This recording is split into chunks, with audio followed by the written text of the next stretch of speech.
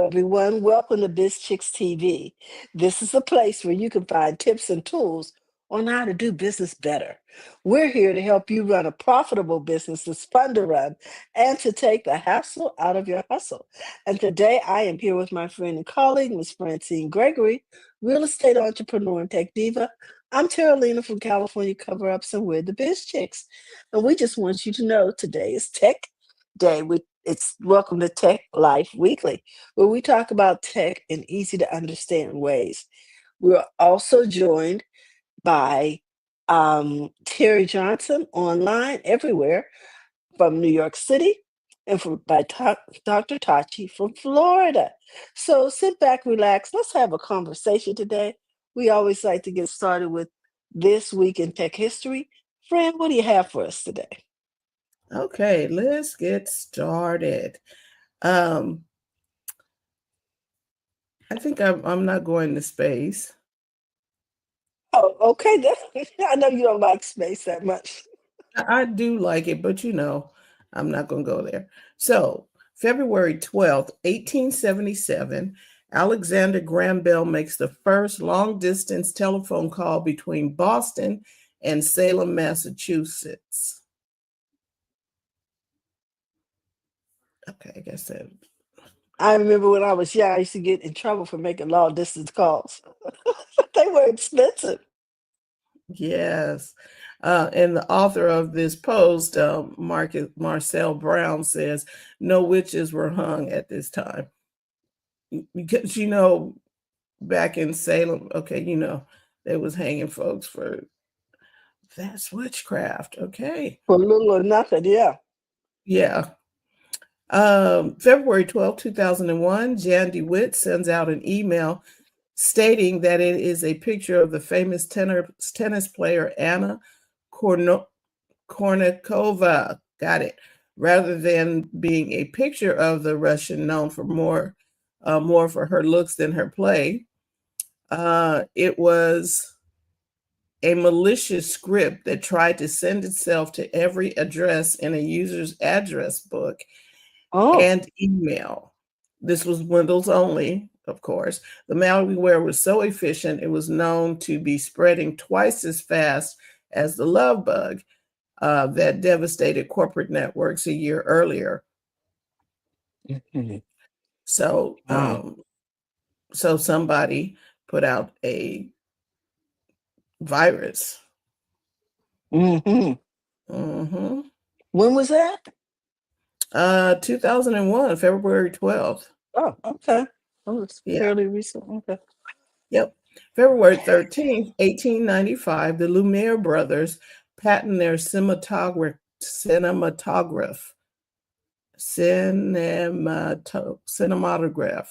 one of the earliest motion picture projectors. The cinematography also served as a film camera and developer, making it one of the first all-in-one devices, beating HP by about 100 years.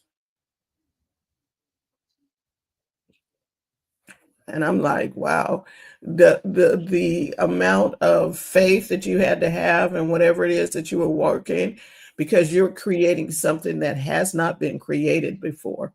hmm It's never been seen before. Nobody knows how it works. Nobody knows how to get there. hmm That's interesting. Mm-hmm. I just wonder what kind of films people decided to make once it became available Yeah, on a commercial level. right. So it's 1895. So they were, they weren't talkies. They were, just pictures, But and people but had to if you act. caught it on film, how many Yes, how many um how many unscripted incidents could you reveal? right, Because people didn't think that they'd ever see that again. right. So, and most of the time the movies were like maybe 5 minutes long or something, but people came to the theater to see them. Because it Okay. was unique Exactly. Oh, did you see that? There's people on the screen. There are and people they're on. moving.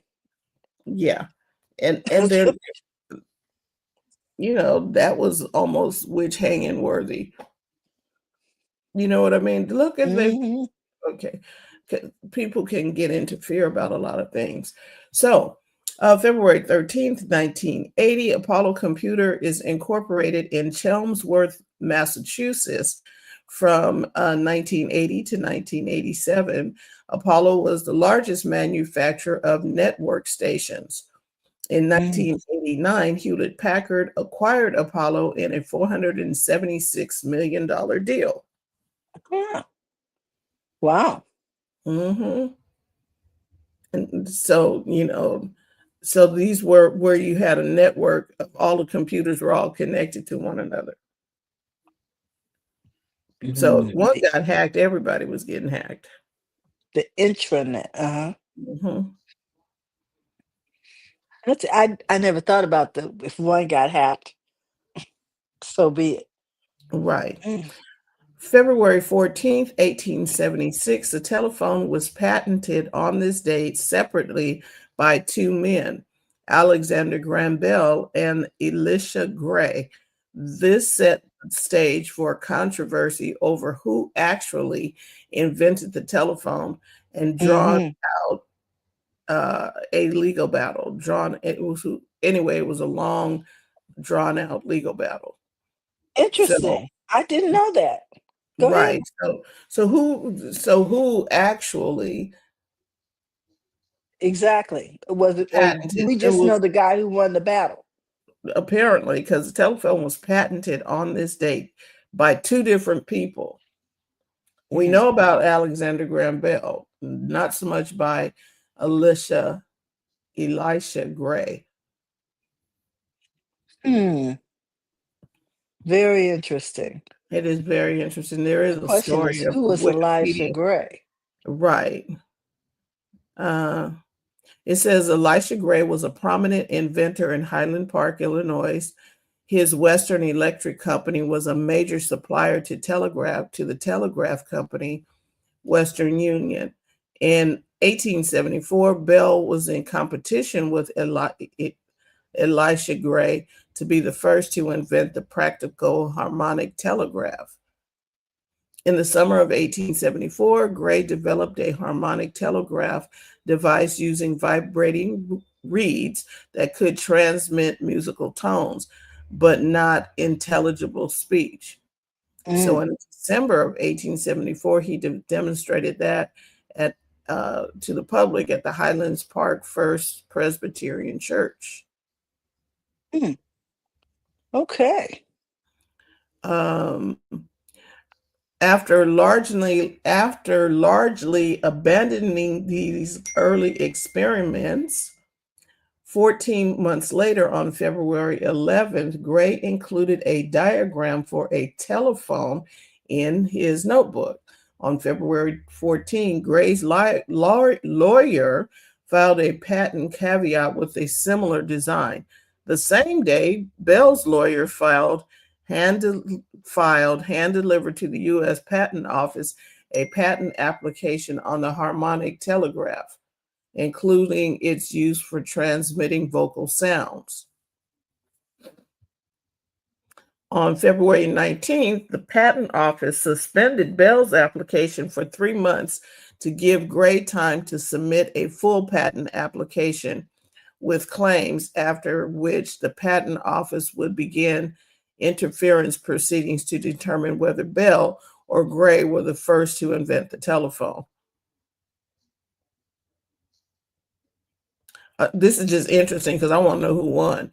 Um, Well, obviously he Bell won, but go ahead. I don't know if Bell won. We just know anyway. At the time, the U.S. Patent Office did not require a submission of a working patent model for the patent application to be accepted.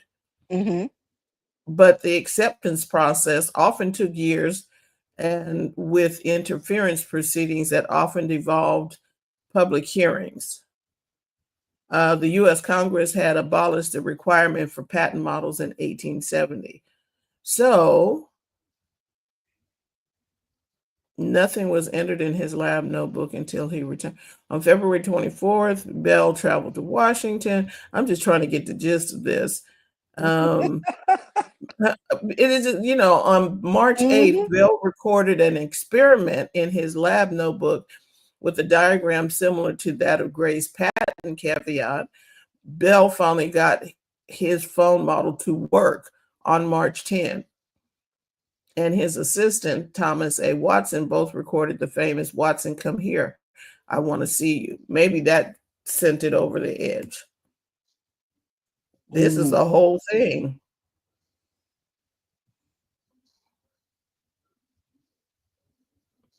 I'm going to come back for more after this. I want to find out what the heck happened. What happened with Gray? Yeah. Um, because there's all kind of stuff happening in here. So meanwhile, back at the ranch, I want to look more into that story. Um, Let's look at February 14th, 1946. The much anticipated ENAIC is unveiled at the University of Pennsylvania, considered the first fully electronic computer as compared to the electromechanical designs. ENIAC calculated 5,000 operations per second, 1,000 Hmm. times faster than its contemporaries. It occupied over 1,500 square feet of space, that's an entire house, and weighed 30 tons and used 18,000 vacuum tubes. However, Wow. it couldn't get you YouTube. Okay. Oh my goodness. We have come a long way. hmm February 14th, 1924, the Computing Tabulating Recording Corporation is renamed International Business Machines, Oh, aka IBM. Either way, it certainly makes for a boring sounding company. So it used to be the Computing Tabulating Recording Corporation, and now it's International Business Machines. wow. Ooh, my final story here, February 14, 1989. The first of 24 Block 2 GPS satellites were launched. Block 2 were the first modern GPS satellites that formed the modern GPS systems we know today. So that was in 1989. So now we can figure out where we're going on the road. Wow. That is Thank your good week in tech history. GPS. It has saved me many times. Yeah, you still need to check the work. And you know how we talk about AI? Well, GPS is Hmm. kind of like AI too, right? You still need Yes. to be checking because it'll be telling you turn left and it's a one-way street. You'd be like, okay, you need to pay attention. Or the street is tore up. Yeah. Yeah, but you have to pay attention and just don't. I'm just gonna drive through, and we don't. I think And this is one of the things that also is causing a challenge for autonomous driving. You know what I mean? right, To make because sure that those sensors are aware of everything around it. Hmm. exactly. So it's like what? That's a whole thing. And I don't think we should let the cars be autonomous if they can't see around. Or make human decisions. Correct. Hmm. You because the human has the capability of reasoning like, oh, something's wrong. You know what I mean? Hmm. And Hmm. if the if the autonomous machine didn't get calculated into the fact that, oh, there's a child running out from behind a A something, car. Hmm. yeah, that's not going to be cute. Yes. Wow. Okay, so there you have it, tech history. Thank you so much, Fran. I'm still going to try to figure out who Who who was had this it Gray first. dude? Was it Elisha Gray. Gray? Was it Gray or was it Bell? Do we know the real story? Well, I know so far that Elisha Gray was a farmer who also attended seminary. So those are some background facts on him that I was able to get while we were talking. But I want to talk today about, you know, it's February, it's Black History Month, and Hmm. I wanted to focus in on African Americans who have made some major contributions in the field of medicine. Okay, cool. Let's do it. Yeah, and so I put together a little video, and I'd like to share that, guys. Here we go. I think you're gonna be astounded. Stop what you're doing. You need to hear about these medical pioneers who changed the world. First up, Dr. Patricia Bath, a true visionary in ophthalmology. In 1988, she became the first African-American woman to receive a medical patent for the laser phacoprobe. This innovation made cataract surgery more precise and painless, restoring sight to millions. That's right, she lit up the world. Next, meet Otis Boykin, the genius with over 25 patents. His game-changing resistor improved pacemakers, making them more reliable and affordable. Thanks to Boykin, countless people with heart conditions are living longer, healthier lives. Talk about a heartbeat of innovation. And don't forget Dr. Daniel Hale Williams, who performed one of the first successful open-heart surgeries in 1893. With no modern medical equipment, his pioneering spirit was off the charts. He also founded Provident Hospital, the first black-owned and operated hospital in America. That's legacy with heart. Ever wonder how home security links to medicine? Enter Marie Van Britten Brown. She co-invented the first home security system, revolutionizing medical alert systems in the process. Her invention ensures that help is just a button away, especially for the elderly and those with medical conditions. Safety first, always. These trailblazers in medicine have saved lives and continue to inspire future generations. Love this video? Tell us which inventor inspired you the most in the comments. Until next time, keep learning, keep innovating, and keep celebrating history. And that's what I wanted to share with you. Everything from cataract surgery was start open heart surgery in the 1800s. I think someone said people will always gravitate toward excellence. These people had some really important skills that they brought to the table and innovations. And I remember we used to tease each other about that commercial, I've fallen and I can't get up. Hmm. Little did we know that the inventor of that alarm system was an African American woman who patented that and also patented innovations to keep our homes safe. Yep, Security. I remember that. Wow. Yeah, Hmm. and Wow. Make she didn't do it without a fight either. and Y- making cataract surgery simpler and less painful. Oh my gosh, how many people have had cataract surgery since then in a way that is so innovative and less invasive? you know, the interesting thing is, sorry, I didn't mean to Morning, Fred. interrupt. That's okay. Oh no, you're not interrupting. Morning, Fred. Go ahead. Hey, Fred, and good morning to all of you. This is the interesting thing with that. Every time we have innovations like in medicine, et cetera, where Black people are involved, often it's because, well, we see, okay, listen, there's got to be another way because we've always had to think outside of the box because we've been put Mhm. in one. So, you know, it's almost like we don't have a choice but to figure these things out. And just like with the young lady who watched I can't remember the doctor now, but she's made inroads in using laser technology to Mm. eradicate cancer cells. She watched her family members suffer from chemotherapy. She said there has to be another way, which is why she developed that. So we often will watch people that are close to us suffer with Mm. these things and figure, no, there has to be something different. And they're often, especially, there's a lot of medical discrimination where it's assumed, oh, well, these people don't feel pain like other people do, or these people don't need this procedure because XYZ. And so we've had to figure out ways in order to thrive and stay safe. So it's no surprise to me at all that all this happens. And to add to what you were saying, Fran was talking about, or you were talking about GPS before, Mhm. right? Mhm. That was a Black woman who invented GPS too. Hmm. So Yeah, we are all in, up, and around technology and invention, and it stems from.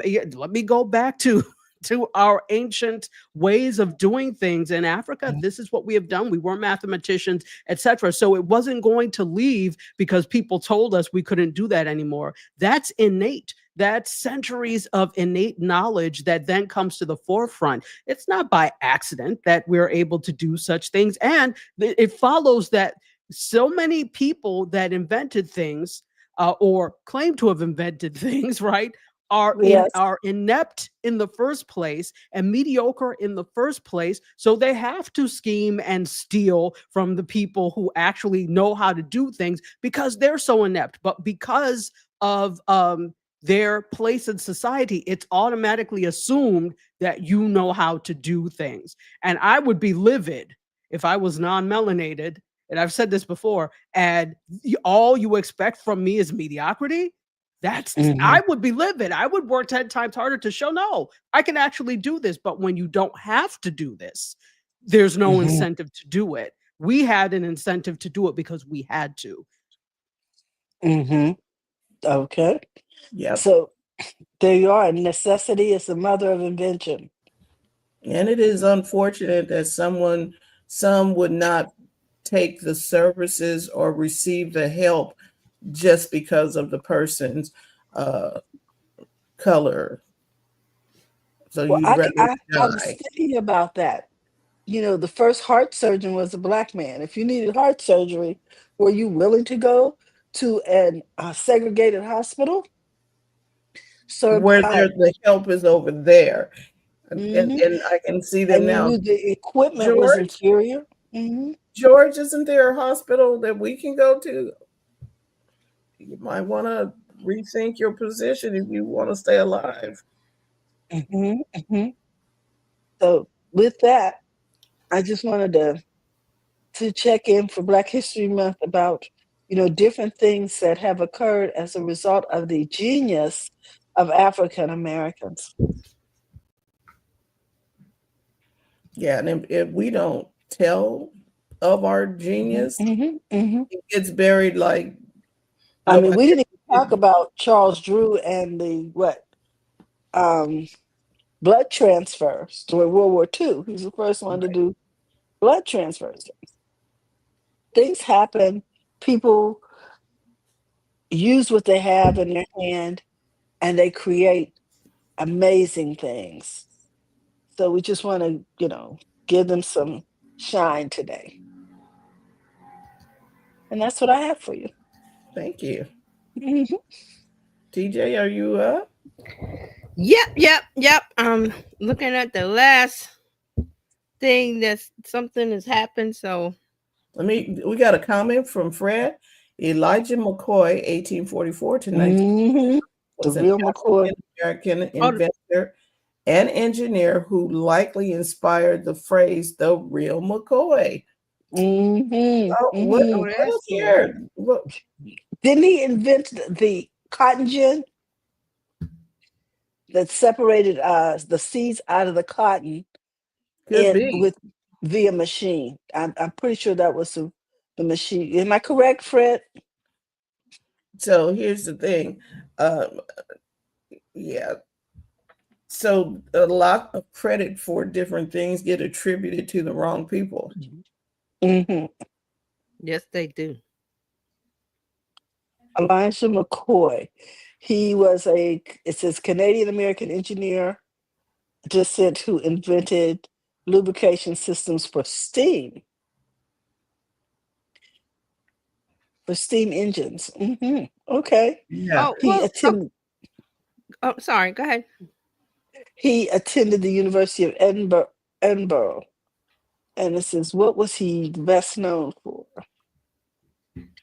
The inventor of the lubricating oil cup that allowed railroad steam engines to be lubricated without stopping the train, saving time and money.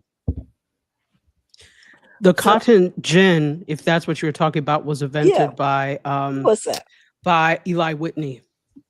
Eli Whitney. Because we don't want a damn thing to do with cotton, so that was him. Okay. So a lot of the inventions and things, the credit is not often attributed to the people who To actually the did the inventor. work. Mm-hmm. Um, Mm-hmm. there are many, many engineers. Fred has got a comment coming in. There are a lot of engineers, a lot of people. Look, here's the thing: with the women that were called computers. Mm-hmm. Okay, my math is not that good, but them No, women was calculating they, and doing they'd had stuff. a problem with me. We wouldn't have been going to space with me. He said many were because brought over here because they were in cotton in the motherland. Hmm. The epitome of laziness, but I digress. Mm-hmm. And yeah, because it was not necessarily the Europeans selling us to the other people, it was us selling us. Well, the deal is this. They may have sold us, but we also were highly educated. I mean, we were Exactly. doing brain surgery, dentistry, had libraries, all of these things were going on.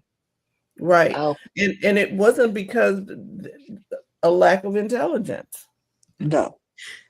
And here's the thing too, not to go into a different direction, but when we look at it, it's so nuanced. There's a lot there, and I think there is a lot of blame, etc., placed in different areas. So obviously, there were African societies that sold other Africans into enslavement.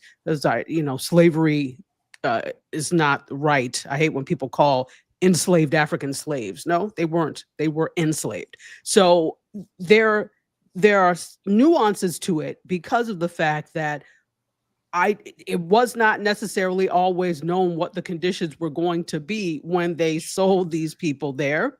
Exactly. Um, and that's not an excuse for it, but you don't know what the situation is going to be, and you may think you're doing something good.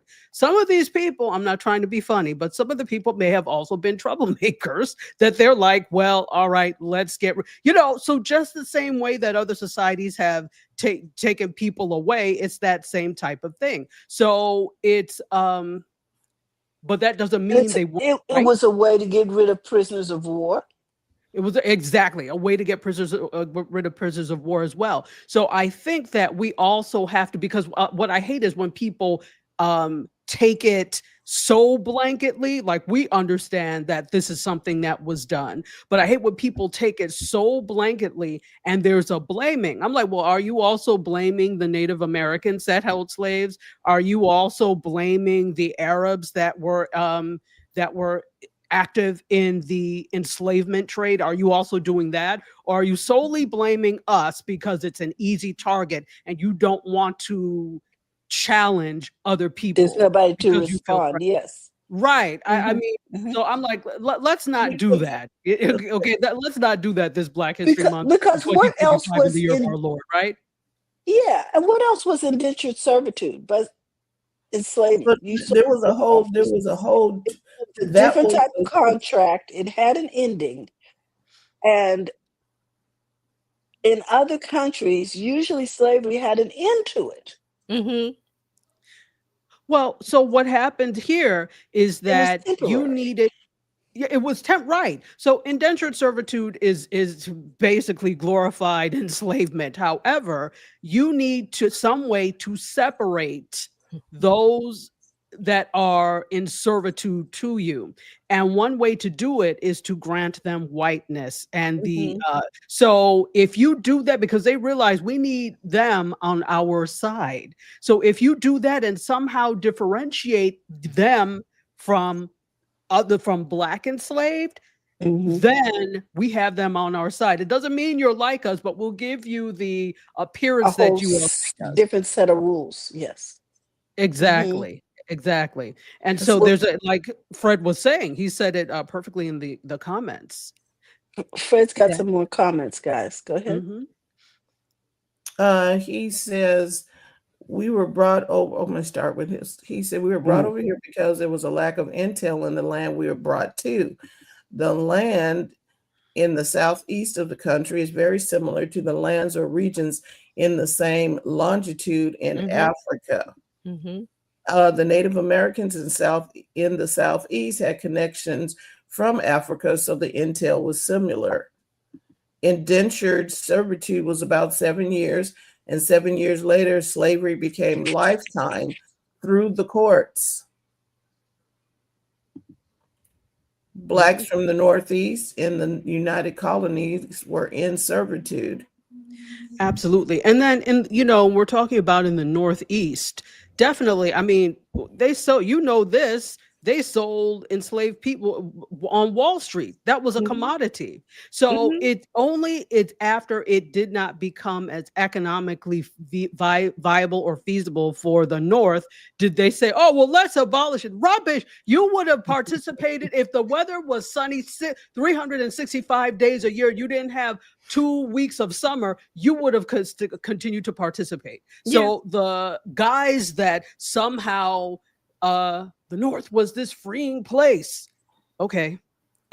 Keep believing that. But we know there are until you got to Canada, True, which was a different country. And even then, if the right people were there, you could be sent back. So and also there were a couple of communities like the Quakers that did not believe in black people. Correct, exactly. And the they Quakers were did not. helping with the Underground Railroad and stuff like that. So there was pockets of communities where it was like, no, not at all. Small pockets, small communities, but they were exactly. Fred says there was a reason why some of the first Black doctors were in Massachusetts, because they were in servitude and then freed. Right. Because you had some in the North, like I said, the Quakers that had the attitude of, we're not going to do this because these are people. We're going to do little things to help. So little things like what Fred is saying about the first Black doctors. It can't be everybody. They were like, we could do as much as we can and make put a hole in the fence or whatever and let people come through, versus the South. It was like, no, your property, in the story. And it started with Imhotep, the doctors. So back in ancient Africa, there was something that I wanted to talk about too with regard to this. The culinary history is so rich in terms of what we've been able to do. And so when we talk about certain things, obviously all you have to do is look at Louisiana, and that's straight West Africa. That is straight West African food. When you look at other parts of the Caribbean, I remember very well, there was a guy that was a Dominican that was the president of the Student Association when I was at the University of Buffalo. And so we would all go to each other's houses to talk, because I was part of the SA as well. And so he was like, my mother made some rice here, guys. Because that's what you do when you go to, Caribbean people's house, Black people's house, African people's house. You don't leave without eating. So he gave us rice. I said, this is jollof. He said, oh, we call it like red rice. I'm like, this is jollof rice. So all the same culinary history is there. And one thing that I love the story of is macaroni and cheese, invented by one of the Black enslaved Africans was it George Washington or Thomas Jefferson? I can't remember. No, it's Jefferson, because it's Hemings. So Sally Hemings' brother. So Sally Hemings' brother, I can't remember his name, but he's a Mr. Hemings, actually invented macaroni and cheese. And I was watching this, I think it was on High on the Hog, and they were demonstrating the way they used to do it. So they didn't really have like ovens like we have now. So they would use these cast iron pots, and put like ash on top of it to bake the macaroni and cheese. They did it, of course, it had a milk base, etc. Of course, they loved it so much, it became so popular. That's how it became, such a staple. But there's a history to macaroni and cheese. There's a history to the rice dishes and things like that. And so when we do things like berate each other for, and I don't mean in fun and in jest, but when we do things like that, I'm like, it's all African culinary history, right? Or people of African descent culinary history. So I just, when we're talking about inventions, we're high up there when it comes to culinary as well. Fred has a couple more comments. He said, I studied a little about Kemet, Egypt. I also referred to the science of hieroglyphics. The study of marketing is based on that. The psychology or marketing symbols is based on that system. Yes. Yes. Interesting. Before I start, can I bring up? I hope this doesn't get us on the tangent. But this came about because there's still discussion about the Super Bowl, particularly Serena Williams doing a certain dance that's gang affiliated, and everybody's up in arms. Well, it led me to discover this Black dancer who I never heard of, who had one leg disabled.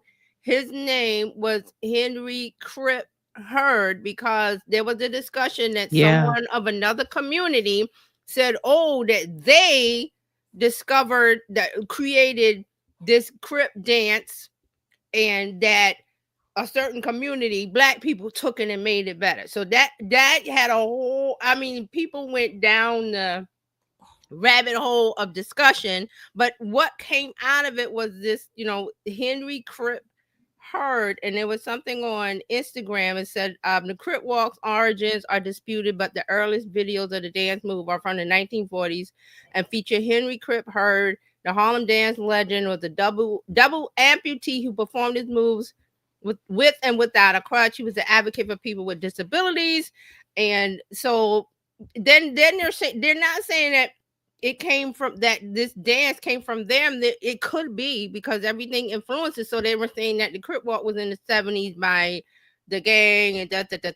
So I just thought it was just really like, okay, you guys are upset because she did a dance, because her sister and blah.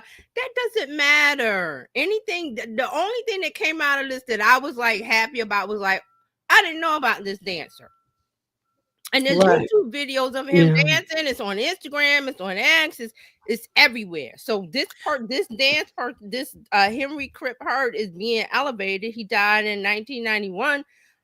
He was a Black vaudeville performer in theaters and nightclubs during the 1940s and 1950s. He was a double amputee dancing on only one leg and one arm.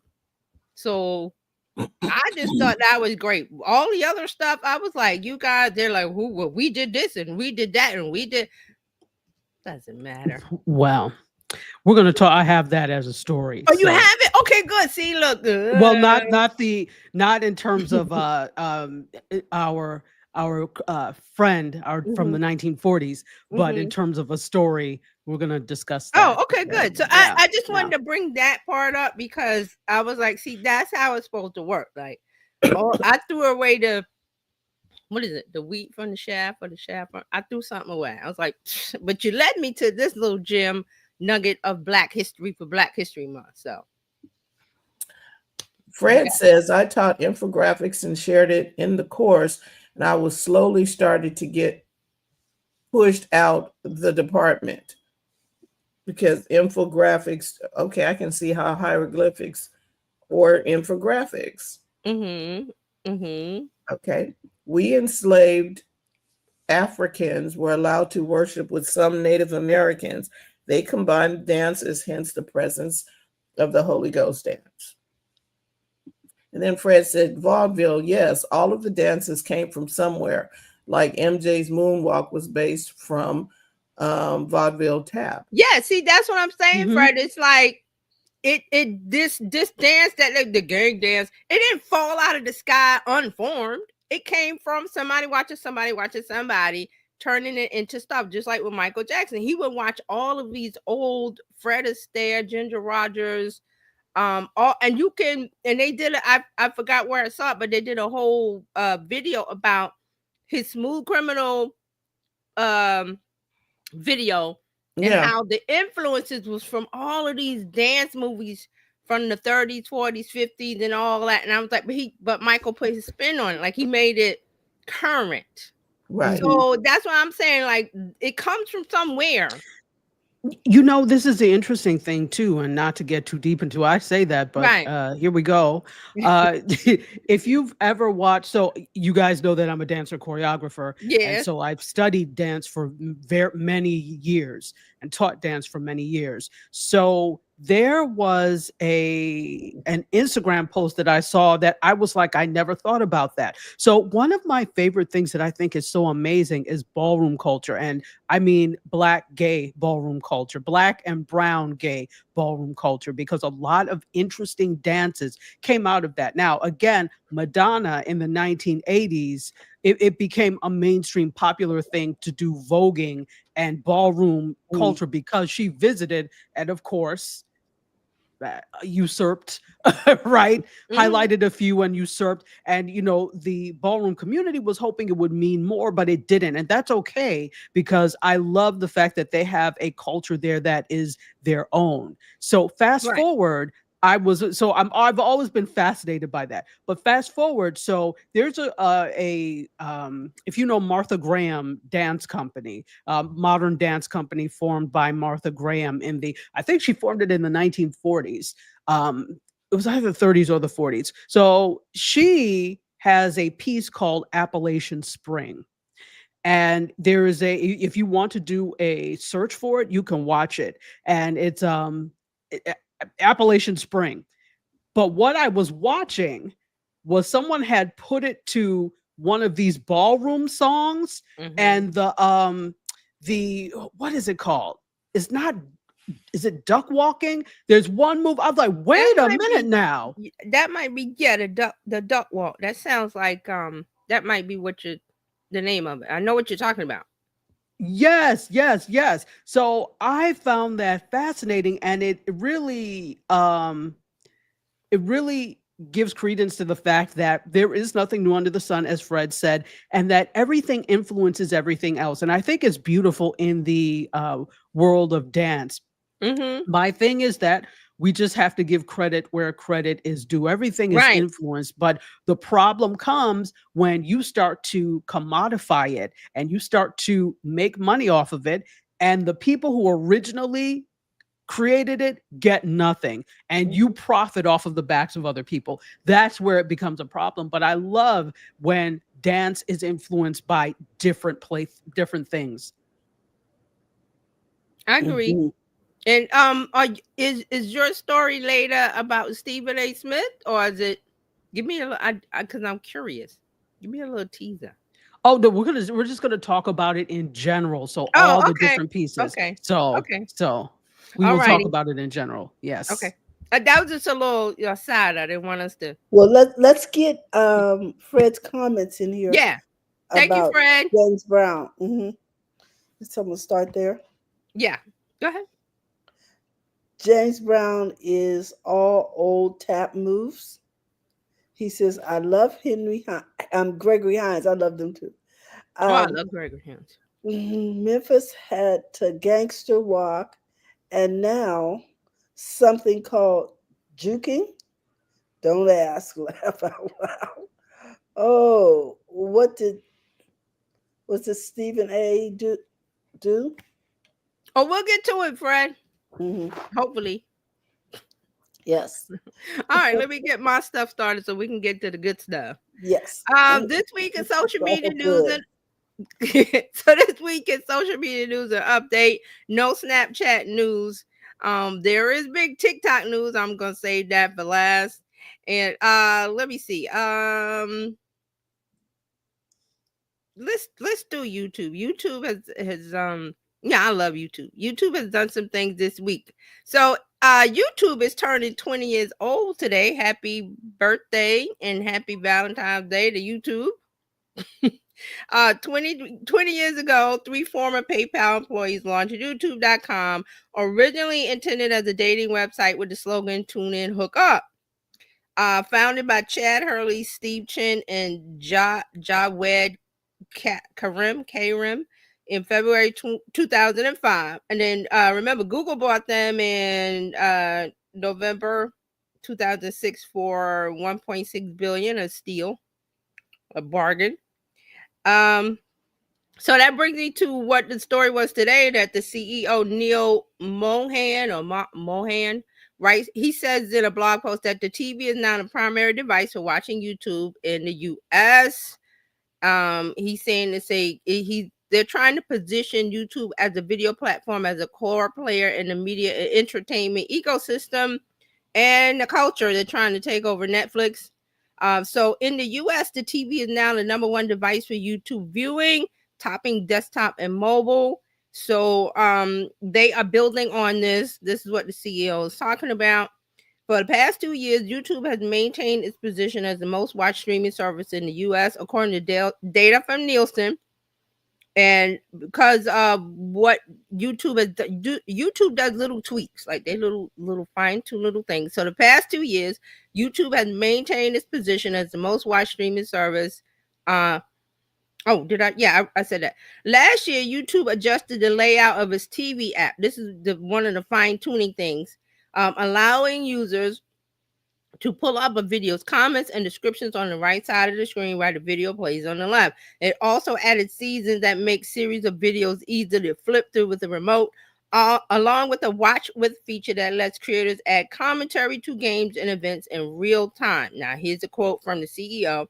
For more and more people, watching TV means watching YouTube, but the new television, and new in quotes, new television doesn't look like the old, in quote, television. It's interactive and includes things like shorts. Yes, people watch them on TV because it's video and it comes up, so you're gonna watch it, and it's short. So you know, by the time you fiddle around with the remote or what, it's over. So 15, 30 seconds, whatever. Podcasts and live streams right along with the sports, sitcoms, and talk shows people already love. So that was from the CEO of YouTube. Now, YouTube is also going to let you put AI generated video clips in your shorts. They've added new generative AI video features. So they're saying they have something called VEO2 video model. It's being integrated into YouTube's experimental Dream Screen feature, alongside allowing users to generate standalone video clips that can be added to shorts. Dream Screen was introduced in September 2023, and it generates images and videos for short content based on text descriptions. However, it could only be previously be applied as virtual green screen background. So they've changed it now. So to access, they're telling them how to get there to access clip generation. Dream Screen users need to open the Shorts camera. This is on the mobile app. Open the media picker and tap the create option at the top. You can then enter a text prompt describing what you want to generate and select your desired style and all the things, the editing things that people like to play with. So YouTube says that this VEO2 integration allows Dream Screen to generate videos faster and with more detail and realistic results for real world physics and human movement. The generated footage would also be tagged with both visual labels and Google's invisible synth, SYNTH, synth ID watermarks, identifying that it was created or altered using AI. This feature is rolling out for everyone in the US, Canada, Australia, and New Zealand. And they have plans to expand more. So that, it's rolling out in these countries, and then they're going to roll it out everybody. But this gets into especially the watermark part, because I was saying that's what people are going to have to, well, not people, platforms are going to have to do to protect us, because the AI is getting so great with the video that you can't, sometimes you cannot discern. And then there's some people that don't see the difference, like they're not attuned to it, so it immediately deep fake it fakes them out. They believe whatever is in the AI generated. So they have YouTube is putting the watermarks, Meta, Instagram, a whole bunch of them. So you're gonna have to get and the Sora has the watermark when you're doing the video. And also there's invisible watermarks. I think I might have mentioned this before. It's just code in the back that you can't see. But the apps, the programs know that, hey, there's some, that's some AI because there's a little bit of code dropped in there, like DNA. Well, Fred has a comment. He says, I'm waiting for YouTube AI to move Dr. Tachi's still image while she talks. You're going to be waiting for a long time. Fred. Okay, Oh, I have a question while we're on YouTube. Mm-hmm. And Dr. Tachi, I don't know if you're going to touch on this with YouTube TV. But see, they are removing CBS and Prime. Well, not Prime, CBS, Paramount, something else. It came across my little ticker, the YouTube TV, which is kind of like a streaming service that gives you the local stuff and movies and stuff like that. Where they're removing CBS. Oh, came out today. Thank you, Fred. Oh, okay. Oh, they're staying. CBS is staying. They're gonna stay because they was like they were gonna remove Paramount. They've come to a short-term carriage deal. So it just came out today. So breaking news. Right, but that was gonna be major. Everybody was like, "What the what?" Yeah, it is one of the stories I'm covering. So yeah. Okay, cool. Good. Again, yay. Okay. All right. Speaking of Meta and watermarks, but not watermarks, just Meta. Meta is warning users that its AI systems will scan DMs when prompted. Now, I don't like this headline, so I'm going to explain to you. Meta is going to process your private DMs to train its AI tools. Not today, but they're going to warn you first. I'm with Dr. Tachi. Okay, so I'm in. If you know Mari Mari Smith, she's like a Facebook marketing person. So I saw one of the rare times I went into Facebook proper, which is the blue icon. I never go. I always go to business. So I went in there, and that was the first thing that popped up. She was mad, and she was like, "Oh, now they're looking at my private messages," and then they had a whole big discussion. And then I saw this story. So they're going to, Meta's going to put this new pop-up in the app, which tells you that it's going to do this. So here's the screenshot, and it says, summarize unread chats, edit photos, and more with Meta AI. To use these features, anyone in your chats can now share your messages and photos from the chat with Meta AI. Shared messages and photos may be used to improve Meta AI, and then there's a learn more button. So Meta is putting out this pop-up to say, hey, we might use your, and I say might, they will, because this is data. We're going to use your private DM chats, anything you type in, basically. And we're telling you beforehand, so you might not want to type that. We might not want to use it. How about that? That's a thing. Right. That's the thing. So now there was, in this story, which I thought was funny, they said, now before you go posting that I don't give Facebook, I don't give Meta permission to use my content. You know how you seen that? I know that people post that like I don't give them permission. This is a legal document. No, it's not. No, it's not. This is you know why? Because when you sign up for the account, you gave them your terms of service. Rights.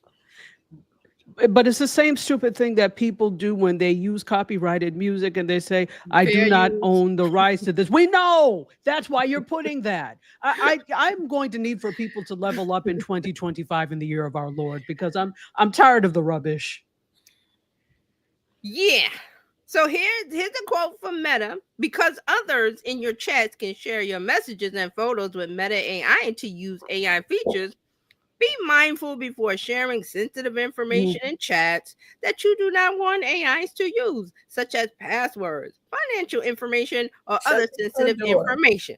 We take steps to try to remove certain personal identifiers from your messages that others share with Meta AI prior to improving AI at Meta, end quote. Okay, so they're going to let everybody spread your stuff. They're going to let everybody to spread your conversation wherever they want. This reminds me of when the when the smartphones came out, and people who were having affairs didn't know how to use them, and they were calling home and they were listening, and so now all your stuff is out there and it's subject to be oops to the universe. Mm-hmm. But see, what's happening is they're not going to exactly reprint word for word. The AI LLM is going to use the data to learn from. They're not going to repost your stuff. It's just that they can read it and they're going to go, oh, that's data. And they're going to move it to the data set. The LLM, remember I said it's a library and there's a book. So another book that's going into the library of Meta AI is your personal chats. But learn what? Okay, but so here was the thing I heard when you read that. I want to make sure I heard this right. They quote or the story? The little piece that it said the disclaimer. The disclaimer saying that they're going to pop up. Yeah, can you read that again? Because I thought I heard. This is the pop when you're in. You heard it, Fred.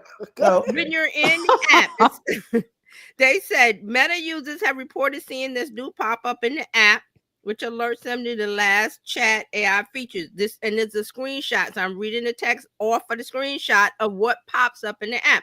It says summarize unread chats, edit photos, and more with Meta AI.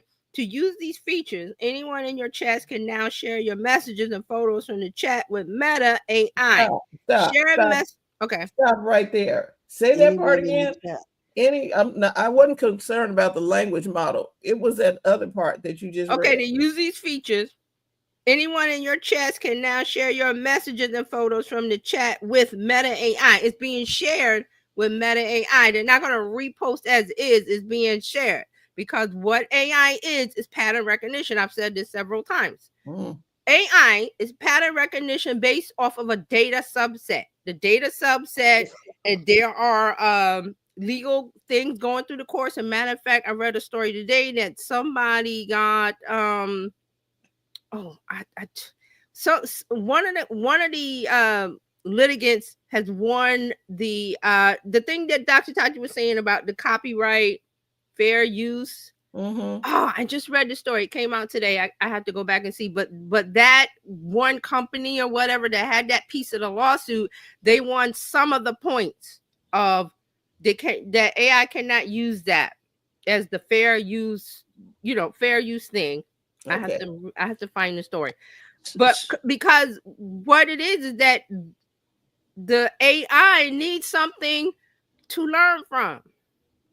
Okay. It's like it doesn't come out of AI is a student sitting in a history class and the teacher's up there teaching them something on the board. Okay, so the student, you have to get it from the teacher. So that's what AI is. It needs data. So they've used things in the beginning that they weren't supposed to use. That's why all of these lawsuits are going on with writers, authors, the New York Times, all of that mishmash. So now Meta is saying, okay, we don't want to get involved in that. Where can we get our data? Because we need data. We need gas. This car needs gas. What we going to get the gas from? Oh, the users that signed this thing, 10, 15, whatever Facebook came out and you signed up, you already agreed to it. So Meta going, hey, we're going to use that data subset to train our AI for pattern recognition to spit things out based on the flow of your conversation or how you say things conversationally or whatever. I don't know how Meta does their llama. So thank you very much. Go ahead. I see the comments. Let's get into them. Fred said, oh yeah, there is ML icon, machine learning. AI. Apple had it in its new design apps, learning how to do things like editing photos to so-called save time. Meta, thank you for your content. That is Meta talking. And then he said, oh yeah, the nonsense post. Facebook eating our content like we eat chicken wings to the bone. And learning our language, learning our culture. Sorry. And then Fred said, don't worry, it's harmless. It's no big deal. It's for your benefit. I'm thinking he's being facetious. Yes, sarcastic. Nothing to Yeah. see here. Keep it moving. Keep it moving. Yeah. Yeah. Apple Siri has asked me if I wanted to reply to a text message with its help or in my tone. There you go. One more. AI is the culture vulture. Thank you, Fred, for saying that about Apple Siri. It's because this is where the next evolution of it needs to be conversational, because some people, not all, some people can say, oh, that's AI, oh, that's AI, oh, that's AI in text. So now they're like, okay, we're going to train our model to talk like a person. And this ties into the AI influencer. This ties into the story that Terralina had about the journalist, the AI journalist. So everything, that's where it's going to, where you're going to see a talking head. And I've seen these videos of the AI. You can have, whatever the service was. I didn't go down the rabbit hole, but it was like this video was a man talking. And he was talking, it did not sound like AI. He says, oh, this is AI. Guy talking just like this. So I'm like, it's going to fool you. You will not be able to tell based on this is what they wanted. They wanted to be conversational, like you're having a conversation with a human being, just like the movie Her, right? Her. Okay, yep, movie was weird. Right. So I'm not saying this is right. I'm saying this is what they're doing. Right. They have the legal grounds to do it. Right. This is what ChatGPT did when you went in there and you set it up so that it would recognize your pattern of speaking and how you say certain things. It asks you some questions, and you have to put more information about yourself in the setup. Right. And then when you write something or ask it to put out something, you can tell it, I need you to make that sound like me and put it in my voice. Yeah. Right. Fred says there's Black news media company that created a piece using a blackface to talk about headlines. I was pissed off. It was clear AI, but how many people will fall for it? Exactly. Digital blackface. There you go. They're taking it to the next level. And that's the scary part of it, is like the discernment part of it has to be taught. Who's teaching it? Well, it ain't going to be the government.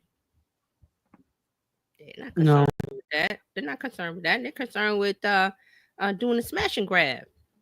Smashing and grabbing money. Why they're smashing and grabbing the money? We'll find out soon enough. But this is where we are.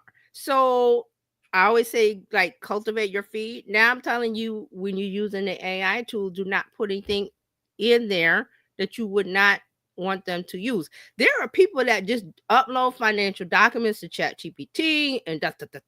I'm like, no, you don't do that.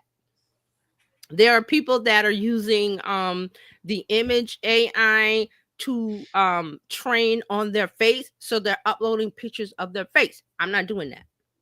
I'm not giving them a picture of me. I'm not giving them my social security number, my this, my that, whatever these people are up, because you can just upload a file into any of the AI tools and tell it, oh, give me something off of that. And you don't know what they're doing with that data. Well, you kind of know with Meta. Yeah, because Meta's telling you, they're telling you we're going to take it. What they're going to do with it, because they can do it. And Fred says, don't mention people using these Facebook apps, using your face and making an alternate version of you in different characters. You are feeding the machine. Yes, you are putting yourself in there. And then don't get mad when, somebody, your whoever makes an image and hey, that looks like you. Well, how'd they get a picture of me? You put it in there. That's the only thing I can say here. But yeah, go ahead. You had something to say, Dr. Sachi? No, I just have to co-sign and agree with all of this. Yeah. Okay. So there's one part of this article that I thought was like great, that they was like talking about, you can't post that Meta doesn't have my permission. They do, because you're in the soup. You're in the app. So they gave you options how to opt out. One, not ask add AI meta questions in your chats, delete your chat, delete or edit any messages with a chat that you want to keep out of its AI training set. Stop using Meta app entirely. And we're going to that last one ties into, remember what Meta said about the community notes last month, and people were like, we're deleting fake. Did they leave? Did they delete? They always say that we're going to stop using it. They can't. They lie. They can't. They got pictures of your grandbabies. You know you ain't deleting that. Fred said, I'm working on a prompt for a new Stay Soft Fro video with Dr. Cox's styling coming out on Fro.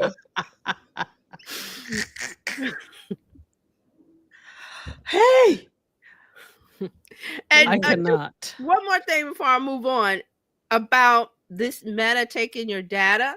They've been taking it since day one, because a lot of people, when they set up their Facebook account, remember Facebook said, what's your favorite book? What's your favorite movie? What's your this? And people were willingly answering those questions. That's part of Meta AI now. It is interesting that people told the truth on some of that stuff. Yeah, because you know that you just going in there. So where did you grow up? And what street did you grow up? All of those stuff that becomes answers for security questions. I was like, I shall not put that information on there. I'm not telling you what college I went to. I'm not telling you when I graduated. It was just a bunch of but see, that was the part. That was when social media was fresh and new and was like, oh, it's not gonna, all the things. And we were like, yeah, let's share and let's talk. Now we're in the part where it's like, I'm not gonna participate in this. Fred said they won't need a census in years to come. I don't know what to say that's gonna come. I don't know what's coming tomorrow. Not with this administration. I don't even know what's happening. It's so dizzying. This EO goes up. This judge blocks it. They freeze this. This gets unfreeze. I am like, it's like tennis. I don't even watch it anymore. I'm just like, oh, they turn the clock. Fred got jokes. Fred said, don't put your business in the streets. Put it all in the information, internet info highway. That's what a lot of people do, especially on Facebook. They're airing out personal, family, business, and then they argue. Don't do, things that we're like, you don't put your dirty laundry in the air out in the street. But like Fred goes on in the house, stays in the house. Yes. No. Gen Z, Gen Alpha is like, they're letting it fly. All on social media. Now Fred's starting stuff now. They cloned Tyrone and all y'all with the phone. I remember that movie was not they cloned Tyrone. It could be prophetic. It was interesting. I was like, dang. Also that movie on Netflix, I can't remember the name of it, the one with I get his name. I bet you his name. Mahershala, is that Ali? Mahershala Ali. Yes. Whatever that movie was, I don't remember the title. The one where they had Moonlight? to go to Long Island. Oh no. Okay. And the cars were crashing each other, and then they blew up New York, and the ship. I remember that. What's the name of it? I can't remember. I don't remember the name of the movie, but I remember everybody was talking about it. And they were trying to leave, and then all the cars was crashing, the cars were crashing, and then something happened to the son, and they went to the neighbor who was like a MAGA dude that was a prepper, and he was like, "What y'all want?" And he was at the like, wow. And because it was a very nice house, and he owned the house or something, and the guy. I can't remember the name. Nobody can remember the name. Fred, what is the name of the movie? He said I saw that movie too. Let's look it up. Was it Julia Roberts? Julia Roberts was in it too, and it was Ethan Hawke. Yes. Was it Leave the World Behind? I think so. It. Let me look it up. I They think did it a might have B&B been. of Mahershala's house. They did a B&B, but then the things I think That's happened. it. That's I think it. it's That's Leave the it. World Behind. Yeah, it is. Yes. That's Okay. it. It was weird. So, but now it's not so weird now because the part where the ship came up on wherever they were on the beach And by and it was itself. unmanned. Yeah, and it Yeah, just rolled up on the ships are hitting each other in the ocean.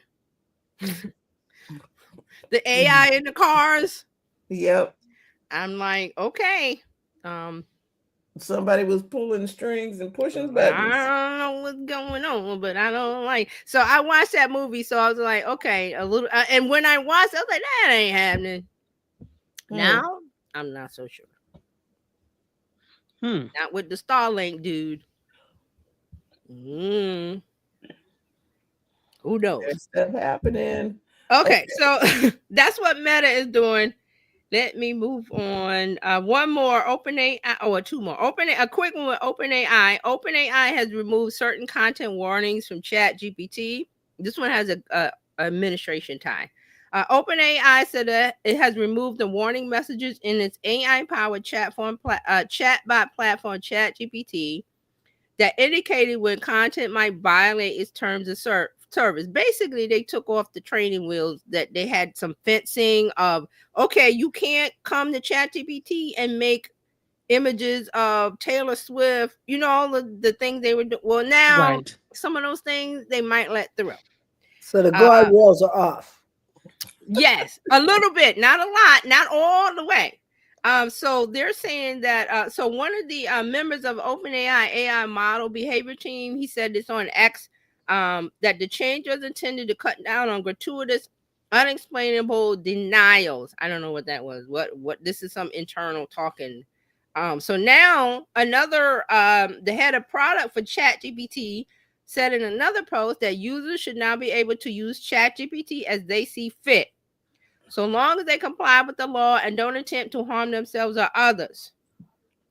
So the rest of this story, which I did not put in here, it has something to do with the administration. Okay.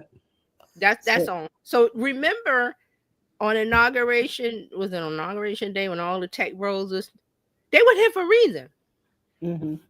Now we seeing, why they're there. This is one. OpenAI is like, oh, we're gonna take some of those guardrails off because this dude is like, oh, well, you should let people fly and do what they want, use it as they see fit. Community notes from Meta. Oh, let people say what they want. Disinformation, misinformation. We're not going to we're not going to babysit the content because it gets down that road. Okay, so that's what's happening with OpenAI. They're taking off some of the guardrails that were there. So you have use cautiously.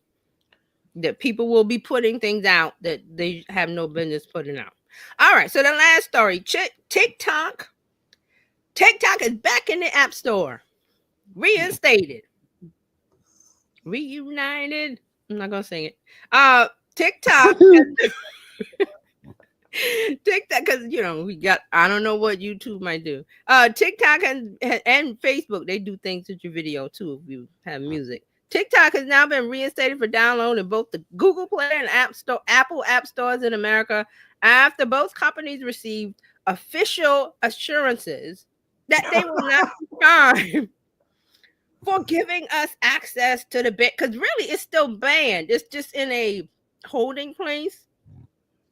I think it's 75 days or something. So, and I think they have an extension of 75 days to arrange a deal that meets with the bill protecting Americans from Foreign Adversary Control Applications Act. Okay.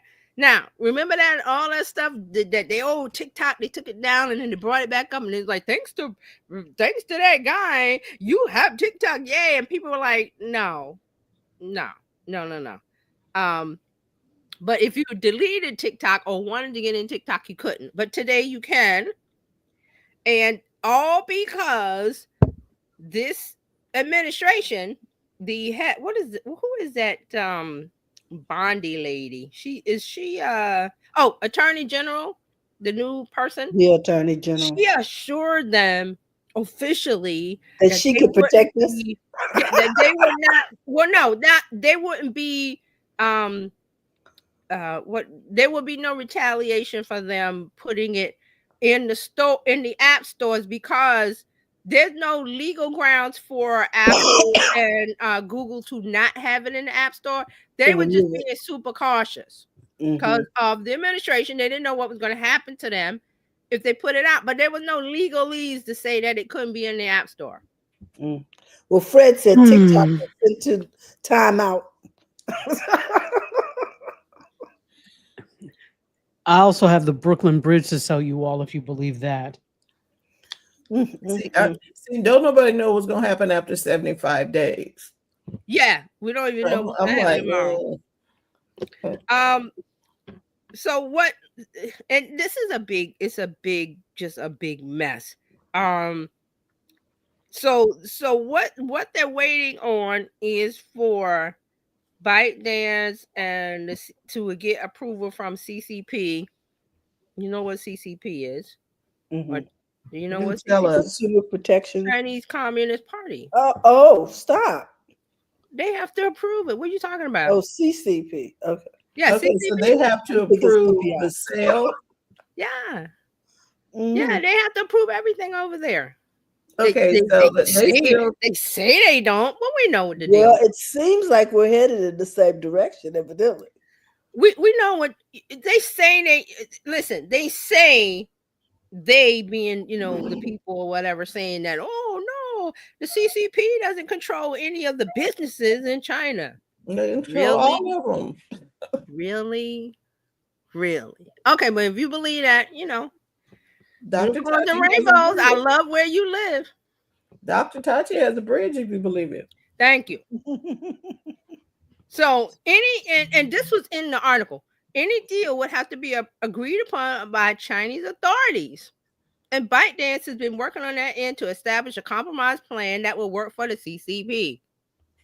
It's not coming from me. This is not conspiracy theory.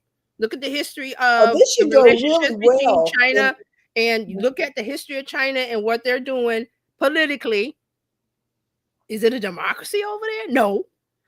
So these are things that historically have come out. So there's talk of, they must divest. Like ByteDance must sell to a U.S. company. How? They have to get approval from the CCP. The guys that sent that, remember they sent that big balloon over the whole United States, that little spy balloon? Remember that? Did they shoot it down? I don't remember. They've hacked. Chinese hackers hacked into our corporations, Sony, I think it was Sony, and saw all the. So these are things that are happening. So I don't know what to tell you. It's legally, it's in the court. It is 75 days of what's going to happen. In the meantime, you have access to TikTok. And as we get closer to that end of this line, we'll see what that guy wants to do. But he wants to be the hero. I know that. He wants to look like the knight. I came and saved your TikTok. You got to love me. That is his thing. Yeah, but he's the one who told us TikTok was a problem in the first place. Yes, because he was mad at Gen Z because they messed up his one of his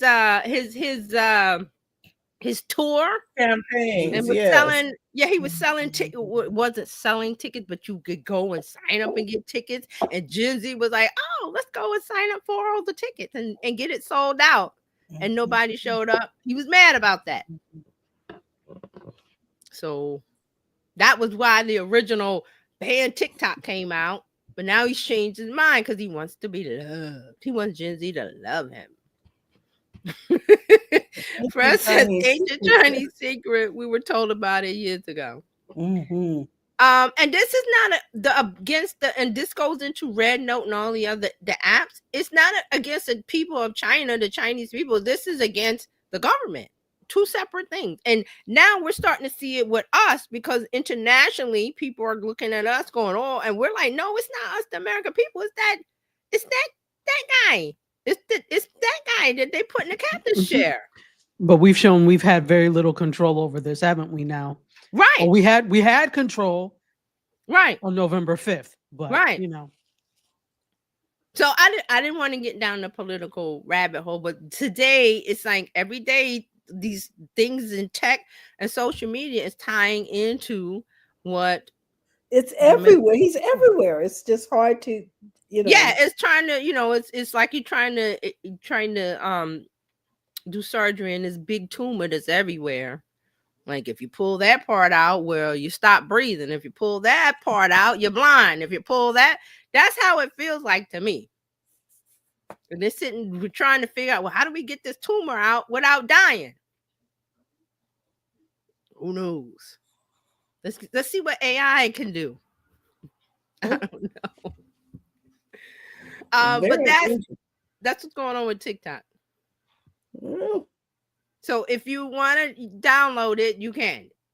It was never banned from the App Store legally. It was just that Apple and Google was super, super cautious because let's tiptoe around the sleeping bear, and we don't know, or the shark. You don't want to, you don't want to get the shark's attention and they bite your legs off. Because there was some fines if they'd have left it. Right. There. Right. And but legally there was no thing to say they couldn't put it in the App Store because of the, the 75-day period we're in. And so they needed reassurances from the Attorney General in an official letter. Officially, we're not going to do anything to you. And that's what drives a lot of what's going on with the administration. Is like we don't know what the toddler is going to, which way what the toddler going to do. Let's, you don't know what the kid is going to do. So let's just be cautious. That's what they were doing. So. And again, I would say you need a backup to TikTok just in case. Yeah, I was saying that all along. If you're on TikTok, be on it, but make that link in bio work for you and drive them to YouTube or LinkedIn or your website or your thing that's not TikTok. Because when TikTok they can turn off the lights, like people were blabbing and live streaming, and blab went boop and turned the light off with people. And they didn't even give you a notice. They just they were like, oh, boop. What happened? Now Fred has comment. Yeah, he said Europe is suing and fining everybody. Hence, Vance trying to tell Europe to not do that and be open to AI. Right. See, over in Europe, they've got these great privacy laws. Well, not great, better than us. They've got laws, so they are sticking to them. So, and their laws are enforceable. Right. We don't have any. They're we were trying to get them. The previous administration was trying to get these laws in the privacy law, but the opposition was stopping in, and and now here we are. So I don't know what to say. It's just you got to curate your feed. You got to protect yourself. You got to have discernment about, okay, do I want to upload my face? Because they have one of those apps where they fine tune your face and make you look like different characters, but they need your face. And I'm like, you're not getting my face. That's like Social Security. You're not getting my Social Security number if I can hold. Well, now we're in a different boat because it's out there. But before, it was like, you're not going to get that out of my hands. Now, people don't care. Willy-nilly, just upload all kind of things. It's on the internet. It's the internet store. Okay, stop. The lot of the stuff that is happening, India got rid of TikTok for a reason. Yeah. And everybody thought India is like, oh, they're just being blah, blah, blah. Is it year 4 or 5? I can't even remember. It's been a minute. They said no. They banned it in their country. They meant it. They stuck by it, but and people were just like, "Oh, India, oh, you." Yeah, and there's something to it, and here's the thing: if you don't have it, you don't miss it. So, that goes to the whole thing that you always preach about, TJ, about, strategy with social media. And of course, not putting all your eggs in one social media basket. That's where a lot of the defense is coming from, because there's so many people that rely on that as a source of revenue. And that, Who? yeah, you can't do that.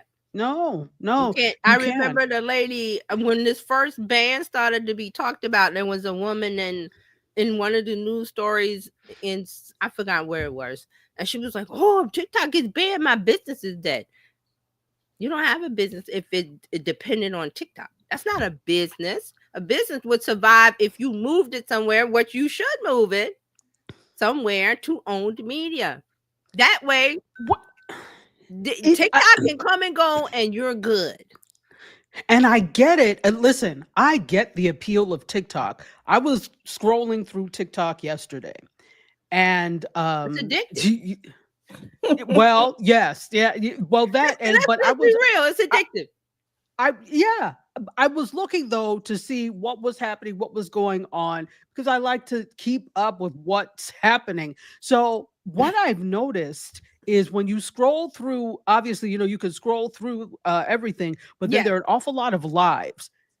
Yes. If TikTok is not QVC HSN, I don't know what is. It is. And so I see the appeal, because if you look, people have, just like a QVC or an HSN or Jewelry TV, the price is at the bottom. They have and I mean, some of these people are really good.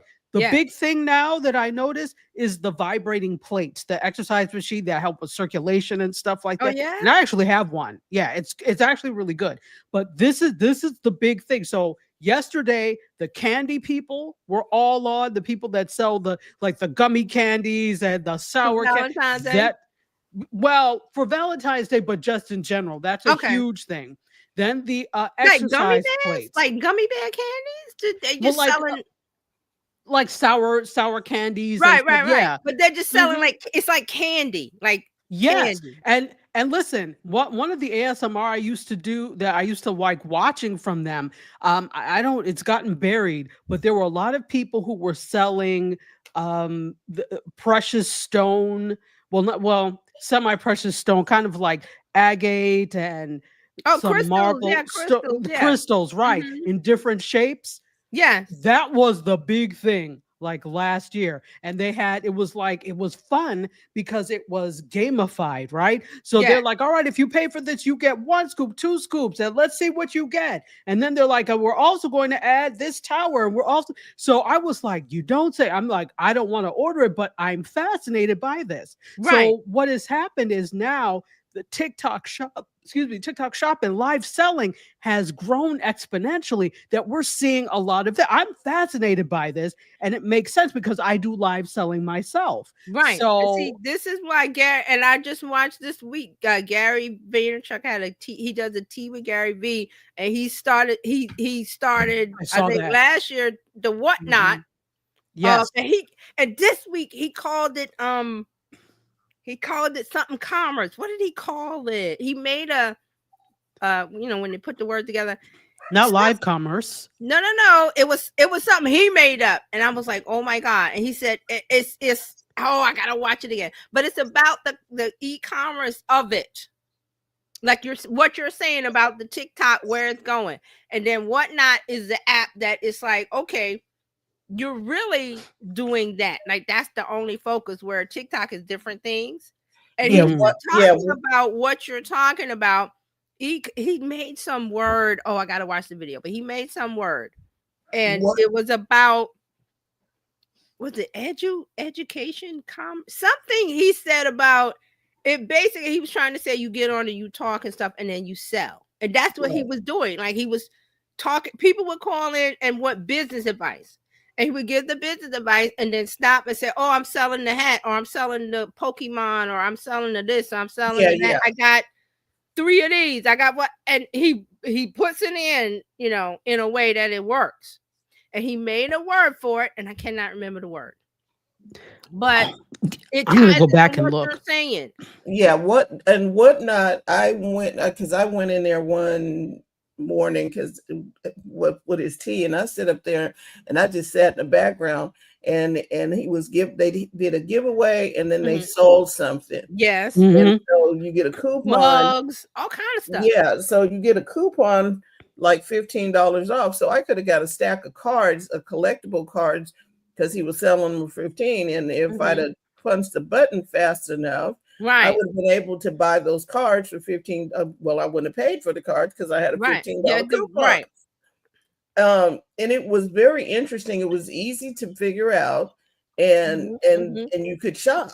And so later on that day, I looked to see, okay, what other kind of shops were in here, you know, and they had all kind of people. There's everything. It's everything. It's like so amazing what they, and again, because Poshmark is my major way of doing things, that's what, you know, why I do, but I am on Whatnot as well. And so they take you through everything. Like when you want to sell on Whatnot, you do an orientation. It's the same thing with Poshmark. So you go through the orientation and you can ask questions about how to do it, what works, and that type of thing. And so it's really very well orchestrated and set up. Unlike, I will say, because again, I can do lives on that other app, Amazon, but I do not for the most of the time. It's fine. It's hard. You know what? Amazon has something with Amazon Shop or whatever they're calling it, but it's not. When I go to the app, it needs to be front and center. It's front. That is the problem. It is not front and center. You have to dig for it. So and the I'm whole not thing is like, exactly. And if you go to the website, what pops up? Basically, it's algorithmically based on what you've viewed before. Yeah. But they should have front and center. The first thing that pops up, whoever is live right then and there. I agree with you. I only know because I'm an Amazon influencer. Yeah, where to I go only and know look because for them. of you and I think Eileen Smith has a channel, and then I think Candy from the Real. But I'm not searching for those people. I just happen to remember. Oh, I follow them, and it's like you said. I was like, Amazon's missing the boat by not having this thing pop up when I'm mobile or the desktop. It's trying to sell. And here's the other thing. Oh, sorry. Go ahead. Well, no, I was going to say that with Amazon, this is also another hindrance. The app, you cannot go live directly to Amazon. You have to use, there's Amazon Shop, and then there is a mobile app called, what is it, Amazon Live? And so you have to first, it's like back in the day, remember with Periscope, when you first started using an encoder, you had to have Periscope open, and then you had to go live on wherever you were, and then go live on Periscope. So it's the same thing with Amazon Live. So you have to go live, like you use StreamYard or whatever, you go live, and then you have to click go live on Amazon, on the Amazon Live app. It's clunky. Whereas with, TikTok, Whatnot, Poshmark, all of these other ones, it's natively. You don't have to use, you can, but you don't have to use something else. You could just go live right away. And see, the other thing with TikTok live selling is the interface mimics, as I said, what people are used to from television. So when you look at it, you're like, wow, this is the merging of the two. So I see why it was so attractive to people and why people are up in arms. But again, Amazon is missing the boat, because I just really went real quick looking at the app. The app is all about shop. Like they want you to buy the things, like you said, that you looked at this last time, and here's the deal, and the deals. And they're not focusing on the lot. I was trying to find it because I remember you could scroll all the way to the bottom in the app and you would see the Amazon Live shopping. I don't even see it there anymore. I don't see it anywhere. And again, I'm not going to search for it. I know regular people are not searching for it. So they are missing the boat. Whatnot is coming in to the deal. Now, see, Amazon has the advantage because it's an ecosystem that you're locked into. I don't have to figure out, I don't have to get my card, put my card number in. I don't have to figure out payment. It's like right there. That's the selling point of Amazon. You're in the ecosystem, like the books, the Kindles, the this. You're in it. You pay that one fee. You're into everything.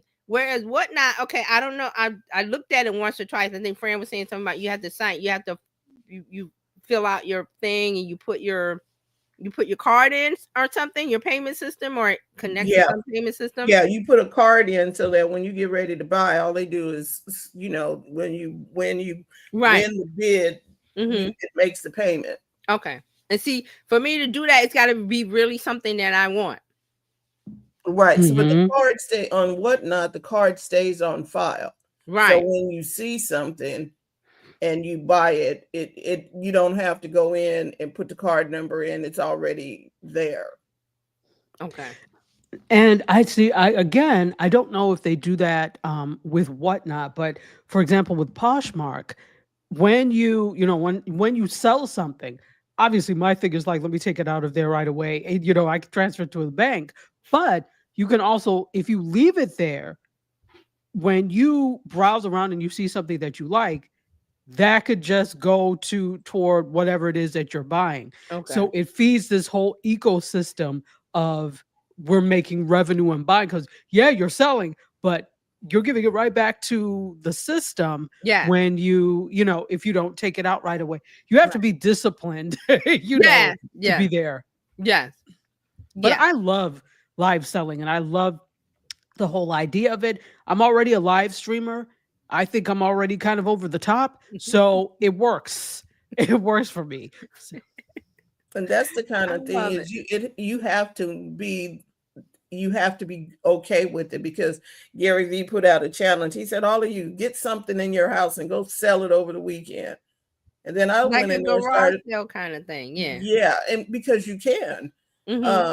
But the thing was that the people pay the shipping, the buyer pays the shipping. Right. But I'm looking at, okay, so if I do that, now I got to pack it up, take it to the post office. That's what we were talking about. I don't like that part. Like, y'all gonna do all this? That's the thing. It is, you do have to decide, all right, you are holding the inventory, right? So it's not like drop shipping, right? Or like, okay, so the advantage with Amazon selling is that you are picking things from Amazon, and if they're buying, you're getting a percentage of whatever they buy. You don't have to physically ship anything. Okay. So, but again, the margins are going to be much smaller. It's going to be based off of volume, how much you make, because of the fact that you don't have the inventory and you don't necessarily set the prices. So if you're selling big ticket items, like, okay, my Amazon storefront, of course I have equipment, I have the cameras, I have the microphones. So if somebody ends up buying them from my storefront, I will get a percentage from that. However, I have to sell a lot of this stuff in order for that to work. Whereas when I sell on Poshmark, if I sell something that I have, I could charge what I want for it. It could go, it's been a couple of times. I'll tell you, my best sale was, I bought, I'm a reseller, so I sell some new things, but I'm a reseller. So I saw an Alice and Olivia blouse. Now, if you know anything about fashion, they're a designer, Alice and Olivia. So this particular thrift store I went to, they did not know what they had. I'm like, why is this thing only $7? No problem. Now I would have kept it for myself if it fit, but it was like an extra small. I was like, oh, there's no way.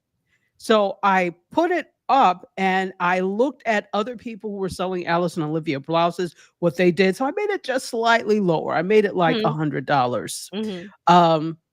And it sold. I paid $7 for it. And it sold for $100. See, it's the value of something when you saw it, and then you're willing to put it on Poshmark, and you're willing to ship.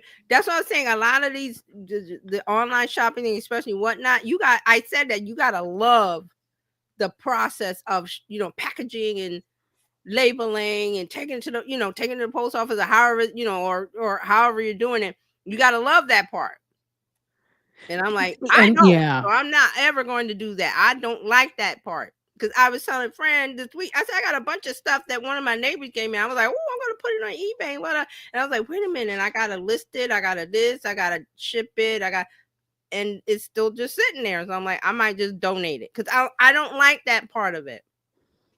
Plus, you also live in New York. Right. And I don't want that part. getting I to the don't post like office. that part. I like the selling part. I don't like I gotta pack it, ship it, this and that, and just take it to I But just the U.S. Postal Service will come to your house and pick it up. They will. okay. They'll come to But your see, house I and pick still it don't up. like the packaging part of it. I Well, got and a so label on it. Listen, I don't like to return things to Amazon if they tell me to pack it up. I don't feel even you. like that part. I feel you. So I what you don't have to like do, and this is not going. This is probably not going to move the needle for you at all. But No. you But just let's have hear to it. think about packaging things more simply, but still with the fact. Now, when I package, I'm packaging like you're coming out of Neiman Marcus or Saks. See, So I don't like that's right. So you I have to don't like like that. doing that type of thing. But if you're like, I'm just about efficiency, you get packaging that allows you to do things quickly, where it's like zip, zip, and that's it. Okay, but what I'm saying is I don't even like to return. I like when Amazon says I don't have to return it and they give me the refund of that. I love that part. They've done that a couple of times. But then they're like, oh, you got to send it back. I always try to find out how to do it. I said, oh, if it was like shampoo or something, I said, oh, the package spilled. Can't send it back. They say, okay, keep it. I'm like, yeah. But the ones I've done things where they're like, okay, we're gonna send you a replacement, but you gotta send it back. And I'm like, because then I gotta put it in a box. I gotta print the thing. I don't like that. I gotta put tape on a box. Yeah, to see, all my Amazon returns is take it to Staples and drop it off Staples, UPS. Right, but you gotta put it in a box, right? No, they put it. No. Right, you told me that. You told me that. Yeah, so I gotta it find a depends place on that does that. it depends on who you buy from, because remember, Amazon is a marketplace. For Yes. the most part, they're like, no, just bring it. But there's Right. some that Okay, are so I like, gotta put it find back in the original things. I gotta Fred find has some. a place that does that. Fred has a bunch of what's the name? Comments. Yeah, let's get into because usually I take it. There's a drop access point, but I have to package it. Now I don't mind that. I don't like the pack. I'm saying I don't like the packaging part at all. I want somebody to come and get this thing as is. Like if it's on a hanger, come and get it. I don't.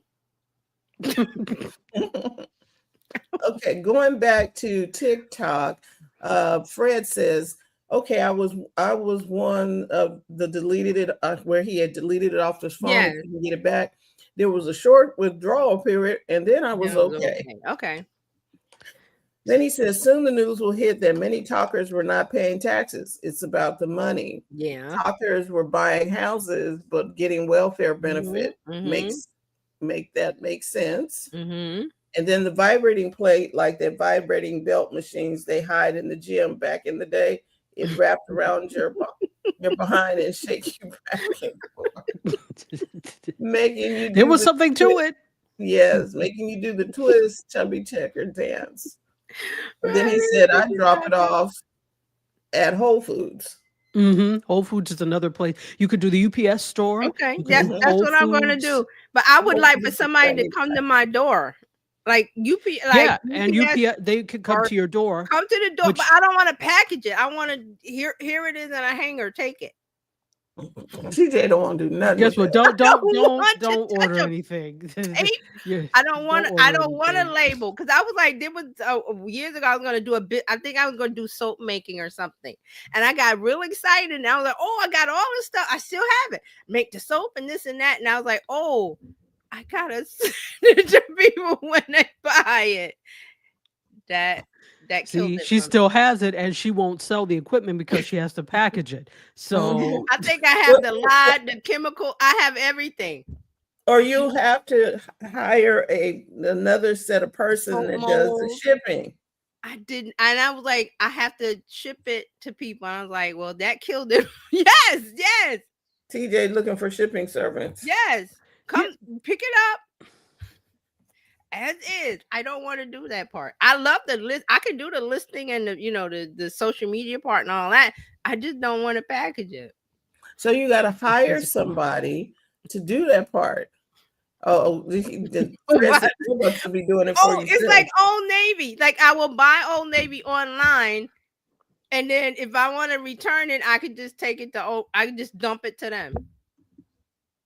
I just take it to the store. Here, give me my money. I don't want to package this thing up. Here. Yeah, That's how I I like it. think I understand. So you really have to be the type of person Yes, that's that what. is okay with doing this, Yes, or you're okay with like minimal work. And I right, get this because with the t-shirt line, I do the hand painted, but then I also have the printed ones. right. And once I discovered, I'm like, okay, how can I get this printed? Because there were a couple of things. So I had the hand painting that does not high yield. That's very specialized. I can only do like maybe 4 or 5 an hour, depending Right. on the design. So Mhm. that is obviously not sustainable to do a whole lot. Right. But believe it or not, it's like I was doing 4 or 5 every day a day. So by the end of the week, when I went to the market, I had a good 20 or Yeah, so you had a good designs and I number. would be able to build up. But Okay. then it's like, all right, well, screen printing is good. So initially, what I did is I created the screens and I hand screen printed things. Now, Yes. that's fine. It's faster, but Mhm. it still takes time because I have to create the screen. And I Right. did it with screen filler, not burning it with photochemicals. So that Okay. took time. So then I'm like, all right, well, I could get this screen printed. Okay, that's fine. That's great. That's more. But you pay more because that's different screens for each design. If there's more than one color, it's a Mhm. different screen for each color. Screen Mhm. setup is $25 per screen. So if you have a t-shirt that's 4 colors, you may end Wow. up paying $100 for the screen setup fee. Now, that's one time as long as they keep that screen, right? Right. As long as you keep printing it. So Right. then I'm like, okay, but then you have inventory, right? And you have to sit there with all of that and decide, what do I need of what sizes? So this is why I know, listen, I know t-shirts so well because I've had to have the inventory and I know what they feel like. So when people try to fool me, I'm like, that brand is not that great. Try XYZ. So then Mhm. when I discovered the screen printers, or sorry, the printing places that will do it, and Mhm. you can set up I hooked it to my existing storefront. Wonderful. One day they have the brands of the t-shirts that I like to use, etc. What is not as great for me is the quality of the printing, because it's not screen printing is going to Right. be for me superior. And Right. so it lasts, but not like a screen print. So Okay. there are give and take that you do with all of this. And I said that to say I'm involved in every process except for the printing. And the printing is so attractive because people just order and the company ships it to them. Yes. They package Yes. and ship it and all of that. Now, if it felt like screen print, I'd be like, oh, I'm really doing this all day long. So now it's looking for someone that has that quality. So anyway, Right. that was my contribution to the whole thing. Right. Fred has some more comments. Fred says TJ is the reason why Amazon started initiating fines for returns or See, monitoring now, who Fred, is see, I don't returning return a what. lot because of that. I don't return a lot of things. I keep most of my stuff. It's just that if I really wasn't happy with something. TJ, then he says, I can see Amazon start adding hidden return fees. They have to they have Mhm. to be taking a hit in people not having the original Original. Mhm. packaging, Mhm. sending products back, and more. Mhm. Agreed. But that's what I was saying. I don't return a lot, but when I had to, I did not like it. So, but that's just me. I know that there are people that would love to do the packaging, and that's great. The live shopping will be good for them. And Fred said, I had a t-shirt business back in the day. Why All am of I it not t-shirt surprised? shop and delivery at DHL as a shipping sponsor. That's Wow. cool. Yeah. All right. Are we All ready right. for you, Yeah, Dr. yeah, yeah. Let's Cathy? move on to Yeah, I guess. Yeah. So let's move on a little bit. I wanted to show you what I was talking about before with Appalachian Spring, since we brought that up. And that will lead us into the whole conversation about the Super Bowl. So let me share this. Perhaps I shall share this with you.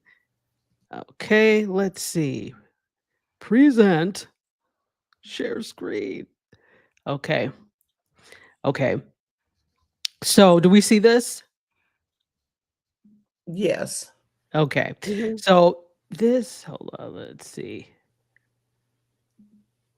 All right, so I'll show you the parts. Here we go.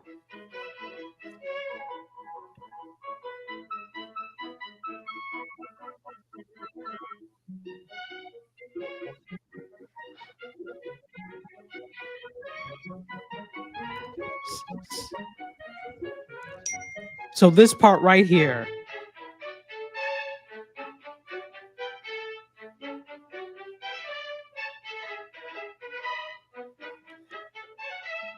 Okay, so you saw that part where he was like, Like leaping, like with his yeah, palm. like Yeah. with his palms out. That Mhm. part, that is akin to duck walking. So it shows you that dance is cyclical. It's Mhm. inspired by other things. I wouldn't be surprised now. And oh, let me stop sharing. Sorry.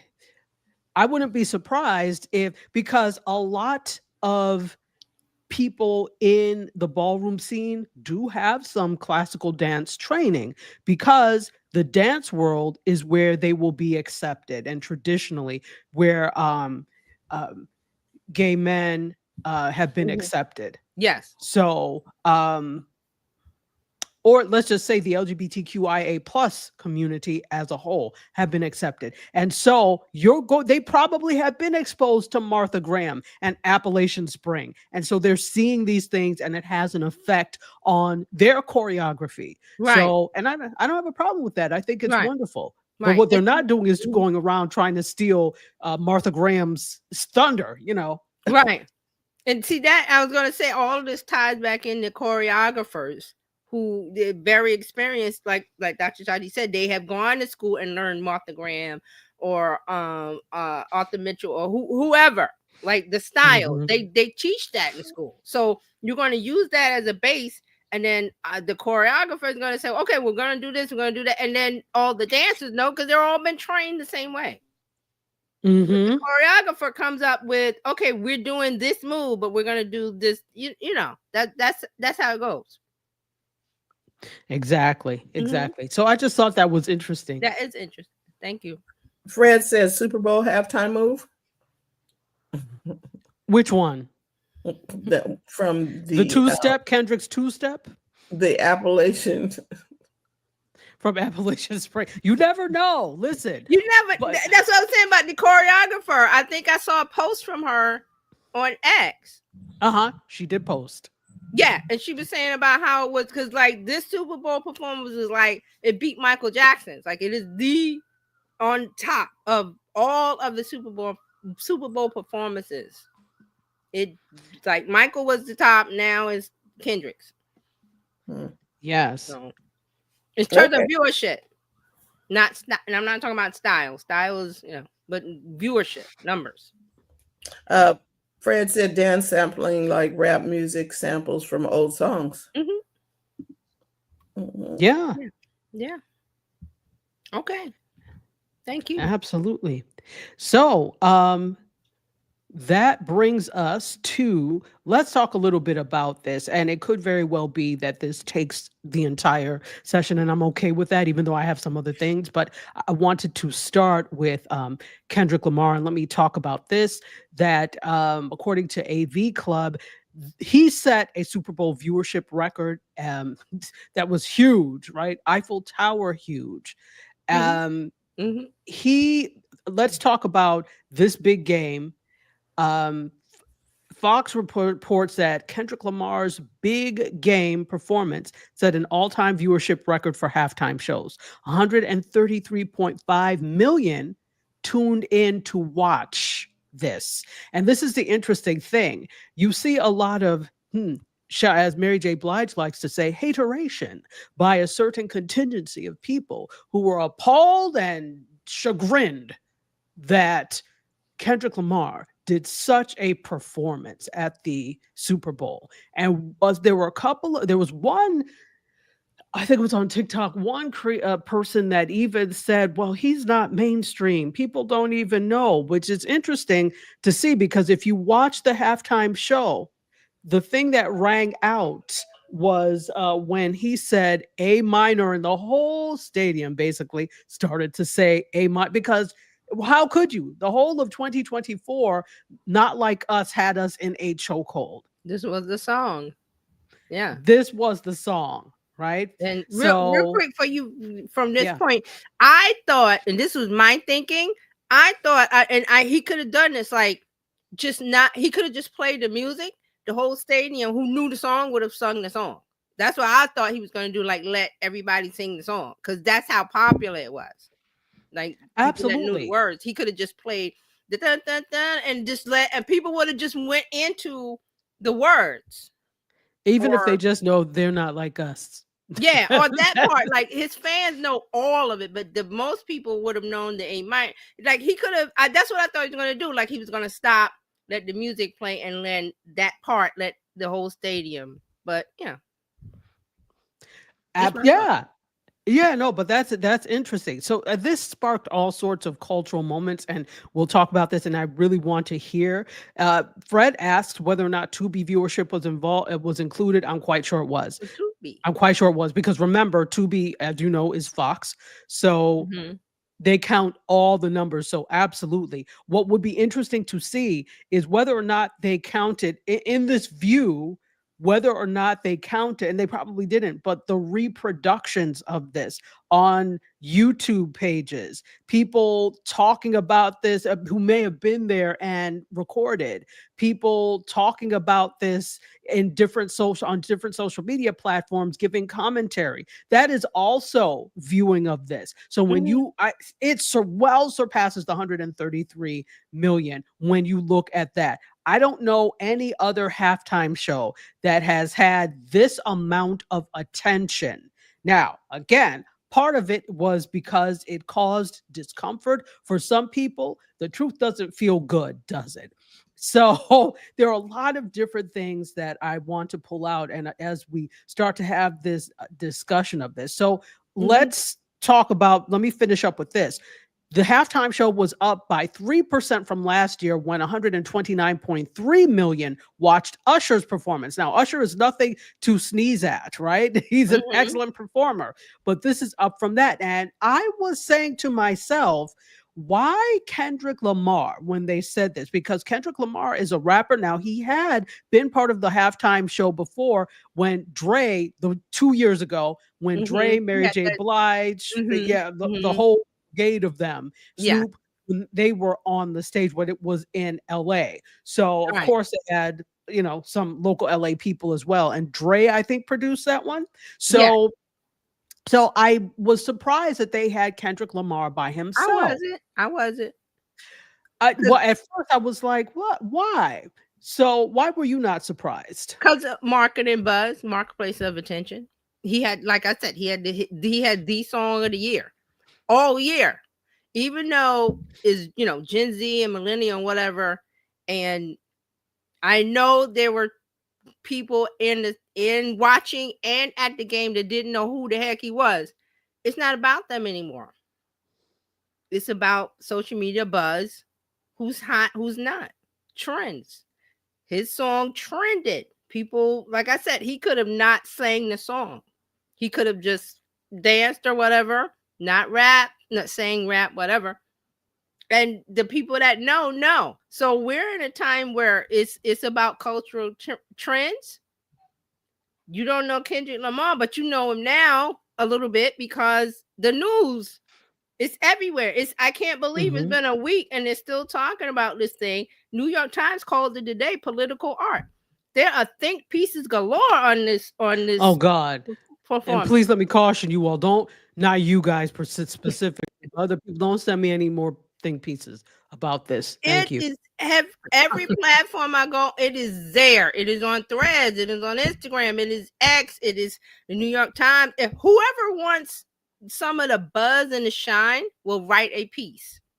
YouTube, tons of videos, reaction to the reaction videos. It's Mhm. because it's driving the conversation. That's what it's about. Not Right. about Which them. It's not about the stadium. Everybody at the game knew. They were like, who?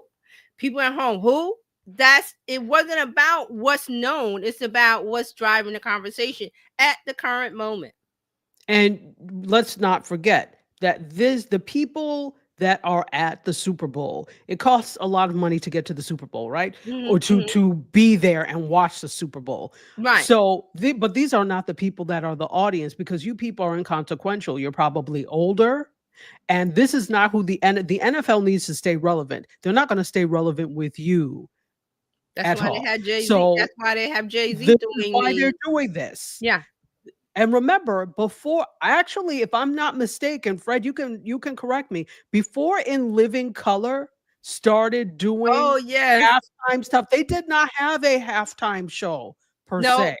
it was It Up was with In Living People Color. or Up with People kind of things. I remember that. It was Right, they had commentary during the halftime. It wasn't mhm. there were no performances, but it No, was during when, I think, if I'm not mistaken, and Living Color really started that trend when they they did. had a halftime show for on Mhm. Fox for Yep. their thing. I So read an that's article really that where it said that came. that because of what Keenan Ivory Wayans did, because Yes, every relevant trending kid or person wasn't watching the halftime show. They ran over to In Living Color. see, black people again. You see, save the day. Culturally Right. relevant.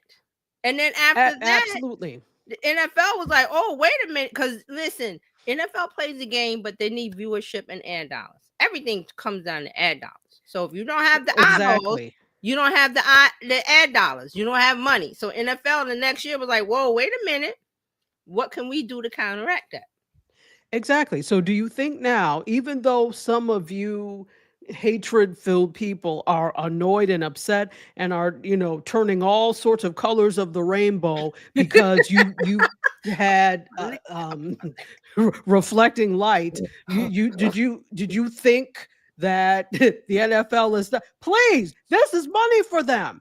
This means Tickets that down. next year, and see, nobody's talking about the commercials, right? The most people did before, they may say, oh, that was a great halftime performance. And then they're like, okay, the commercials, but the quality of the Super Bowl commercials has degraded significantly in years. The creativity is not there. People don't really pay attention. So they don't care. So this was an opportunity for them to, this was, so you're 100% correct as well. I was surprised that they had him by himself initially, but then I started thinking about what is the biggest topic of 2024? The beef between Drake and Kendrick Lamar.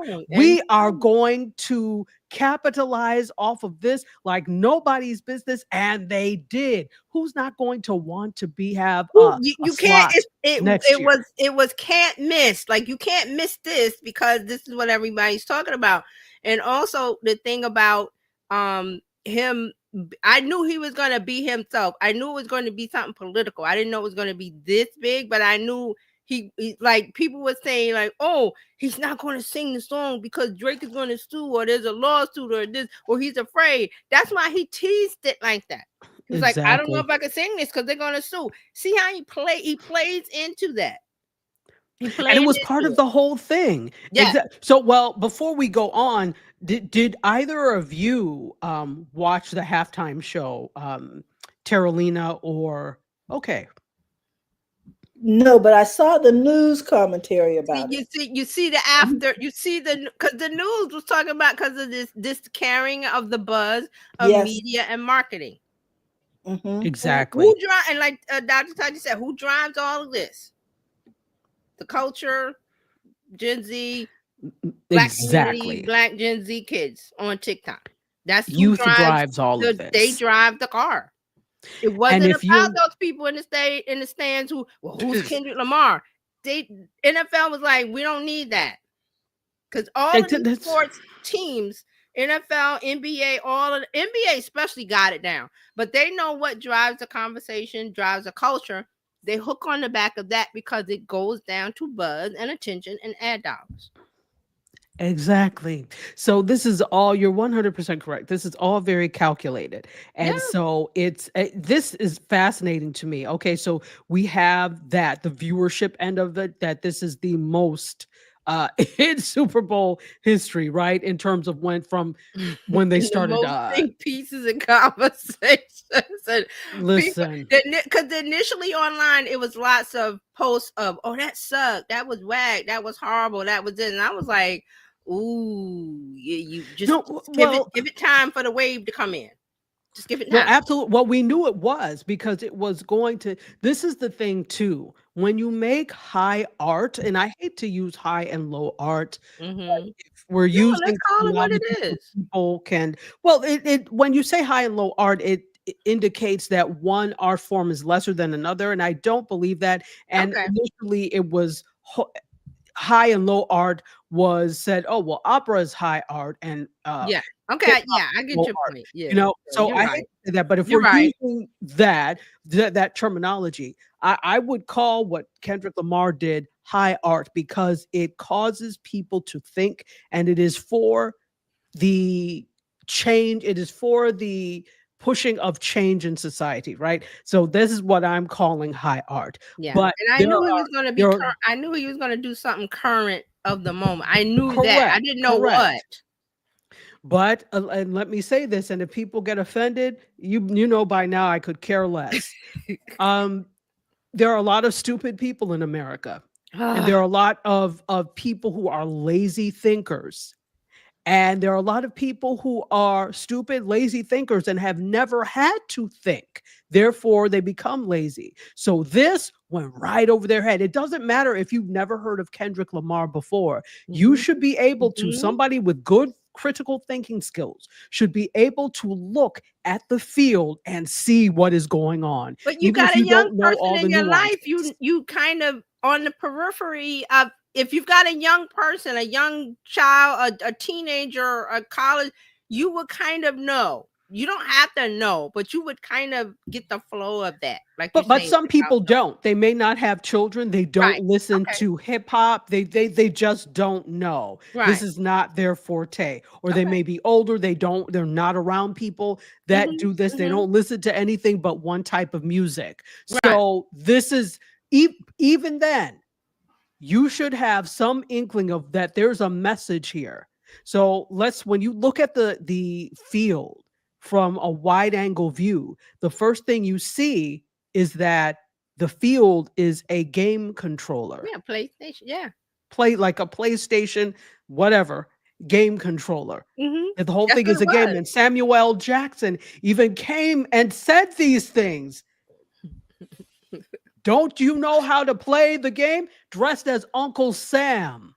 I'm telling you, when UL I saw Jackson. him, I knew. I I mean, I knew saw it the was gonna be game. something good. Yeah, but when I saw Samuel L. Jackson, I was like, "Oh, hold on, we going there." Exactly. Oh, they took it there. Yeah, Even if you didn't get the symbolism, right. the commentary was very, but again, we have a lot of lazy Yeah. thinkers and it Well, went over their head. And again, well, congratulations. Our educational system has cultivated lazy thinkers. We don't have, on the whole, we do not have good critical thinking skills. That's why so many things can occur. And I just look at people like, what? it And I also just stare explains for a why we long have the time. guy. It also explains why we got the guy that we got. That is what you're saying. That Well, yeah, explains it. exactly. Yeah. That explains a lot of what in general, not only that, but in general, the things that happen and the things that we get because we have not cultivated critical thinking skills in people because it doesn't help the bottom line if you know how to think critically. I just need you to run this machine and that's it. Don't think about it, do what I say. And that's basically the American mantra. So when you have systematically dismantled critical thinking, it's not a surprise that you can get something that is very as heady as this, as high art as this, and it will go right over some people's heads. And my thing is, the city, and I'm not blaming everybody because there were some people who just did not know. And Mhm. after listening to, and Mhm. this is the value of things like social media, after listening to people talk about it and break it down play by play, so to speak, on social media, they're like, now I get it. Yeah. Now I get it. Because the thing is, as much as I say, it's lazy thinking, I also realize that if you're part of the system and you have not been taught to critically think, you don't think there's anything wrong with the way you think until someone points it out. Now you may resist, and if you resist, I can't help you. Stay at the base of the mountain as we climb to the summit. But there are some people that are at the base that really want Stay to at the climb. base. No, I'm laughing. No, go ahead. Sorry. I Base. love that. So there are some people that really want to climb, but don't understand how. So by allowing themselves to be exposed to these messages and Mhm. open to listening to the breakdowns, that's Mhm. a step. And Yes. that's a metaphor for everything, not just this performance. It's a step in the right direction. So I think this is what I love. And Fred has some comments Just before there. you get to Fred, I just wanted to say that this was the performance that was needed at the right time. Like you said about you got the right time or the wrong guy. This was the right performance at the right time. Exactly. And it's too bad that Tang wasn't there to see it turning all sorts of colors. Dang. Did he leave before or after? I wasn't sure. Because I didn't watch the game. He left before, Oh, he left apparently. before. He didn't see it. Okay. Yeah. All right. Yeah, All right. but I'm sure he's seen it by now. Dang. In 2023, African Americans watched an average of 3.2 hours of TV per day. Black Americans consume more media and TV than any other group, including radio and internet. Mhm. To Yeah. end racism off the field, but had the halftime show. TNT old school slogan, "We love drama." Yeah, thanks, Fred. I forgot that because they had Mhm. written in racism in both end zones, and then they had to take it away because of Tang. I forgot about that. But I don't even think they needed that. I think that would have been yes, overkill. they didn't need it It was unnecessary. because The Kendrick came performance said in. that. Yeah, Kendrick Mhm. came in with what was needed, and he hasn't explained anything, which I love that also because they're like, oh, what does it mean? What does it mean? So it's like I don't need to If you explain don't this know, high art. if you don't know, and see, this is the thing, this also by not explaining to people all the time, it forces them to either Think- do the research or stay in ignorance. And whatever you choose to do, that's your own Yeah, whatever. yeah. I'm not going to sit and Yeah, you don't explain have to to. you. You don't have to But join in this conversation. I mean, you should, but you don't. absolutely. Nobody's making you. But it would But be nice if you did. exactly, but I also think that people who don't think on the level like that, who don't have intellectual tendencies, shall we say, who cannot dissect a performance like this, it makes them feel uncomfortable because Yes. it's like, I'm not smart enough to get this. Are you saying I'm dumb? Well, Yeah, maybe. I'm not in the inner circle. But I'm not in the inner circle. and you're but I not in wanna the inner be. circle. Exactly. So we'll be sitting there dissecting things. Yes. And did you see the XYZ? And they can't participate in the conversation. And for people who have been centered in the conversation, it is disconcerting and it doesn't feel good. So Mhm. this whole thing has a lot. I don't think that Fox didn't know all. Oh, don't think that Fox didn't know all of this was going to happen. They Oh, I'm quite sure. they knew. They knew that it would reap the rewards that they seek. Like I said about eyeballs, Absolutely. need the Yes. ad dollars because the eyeballs drives the price of the advertising. So let's could continue on with this, and please feel free to jump in. So the another thing that went viral about this, there were so many things that went viral about this. Part of this was fashion and dance, right? Okay, so Oh, it's obviously a dance thing. We'll start with the dance. It's obviously a dance thing because it's very precision in terms of the core, precision thought forward, I should say, precision forward in terms of the choreography. So one thing that I've been seeing, if you look at TikTok, if you look at Instagram, yes, all the Kendrick Lamar has this two-step that he and they're does, doing it. right? Mhm, And mhm. so that has been a social media trend around the world, not Did just you in see the the one with US. the little girl that dressed up like him with the jacket Yes, and the pants? You saw I that one? did see that. Okay. Yes, and The Root actually has an article that kind of has a lot of different ones of them. If you are interested, take a look Oh, at okay, that. the root. All right. So Yeah, I will put the link in the chat before we end. But yeah, so it's been very interesting, the response around the world to this.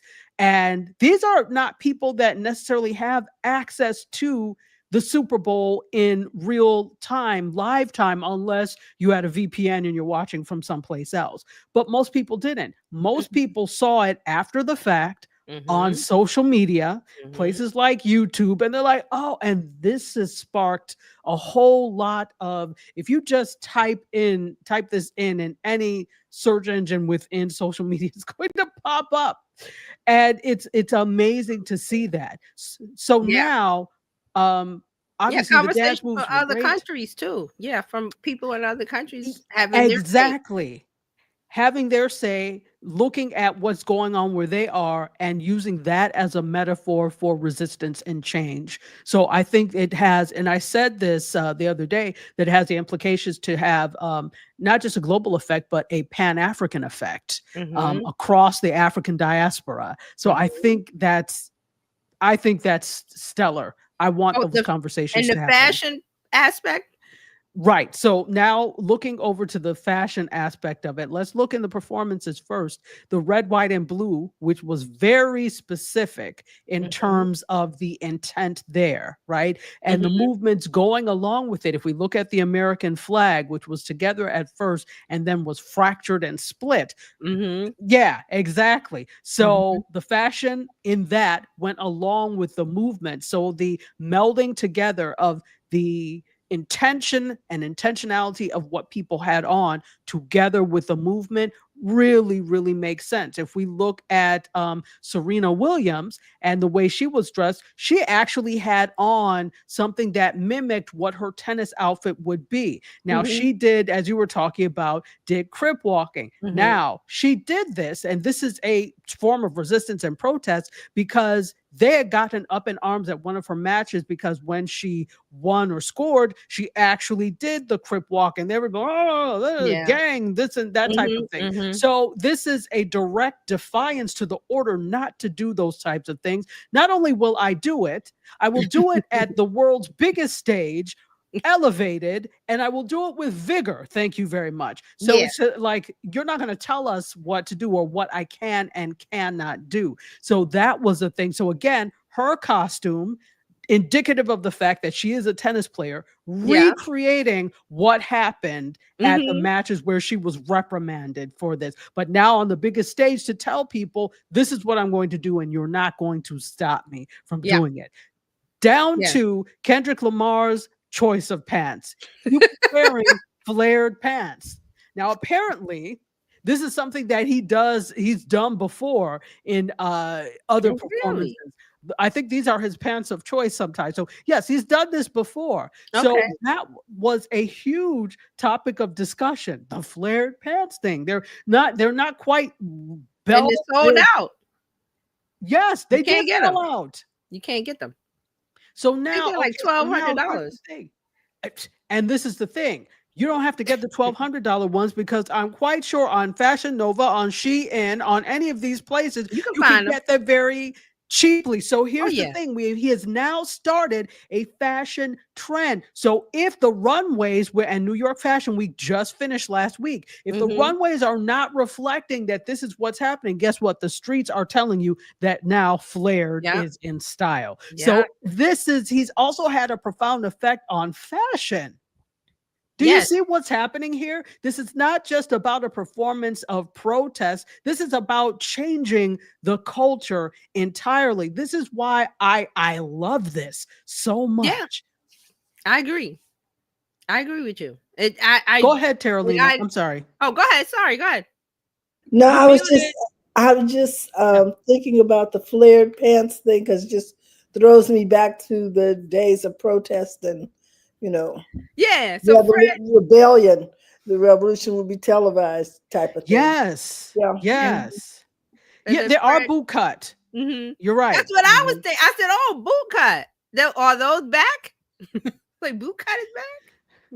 Yeah, I guess I it love is a good boot cut jean. now. I guess it is now. It is now, exactly. So it shows the effect that an individual can have on fashion choices, that a well-known individual can have on fashion choices. So now here's the thing. For as long as, and he's going to continue to wear boot cut or flared long as he likes, but as long as it is now a style point for those of us outside of this, people will forever be reminded of the Super Bowl performance where he said, "This is what we're doing, and you have nothing to say about it." So Right. it continues the conversation, even if you don't intend to, even unintentionally, which I Mm-hmm. love. Mm-hmm. And see, this it Absolutely. ties into the, like I said, the marketplace of attention. This is where things are, where conversations are driven, culture is driven, trickles down to those who are not in the conversation or haven't been paying attention. Because you'll be like, well, how come flared boot cut is back in fashion in a couple of months? And you'll be like, it's like, okay, we know from the Super Bowl performance. So things in the culture are driving trends in mainstream America or mainstream whatever. Mhm, And they don't mhm. know where did it come from? It came from this or it came from that. Fred says that jacket is similar to the old 8-ball jacket from the 80s. Yes, it was feeling very familiar. So, Yeah, and then the absolutely. car, the The car. GNX Yes. car. If you don't know the relevance of that, is that his parents brought him home from the hospital in one of those cars.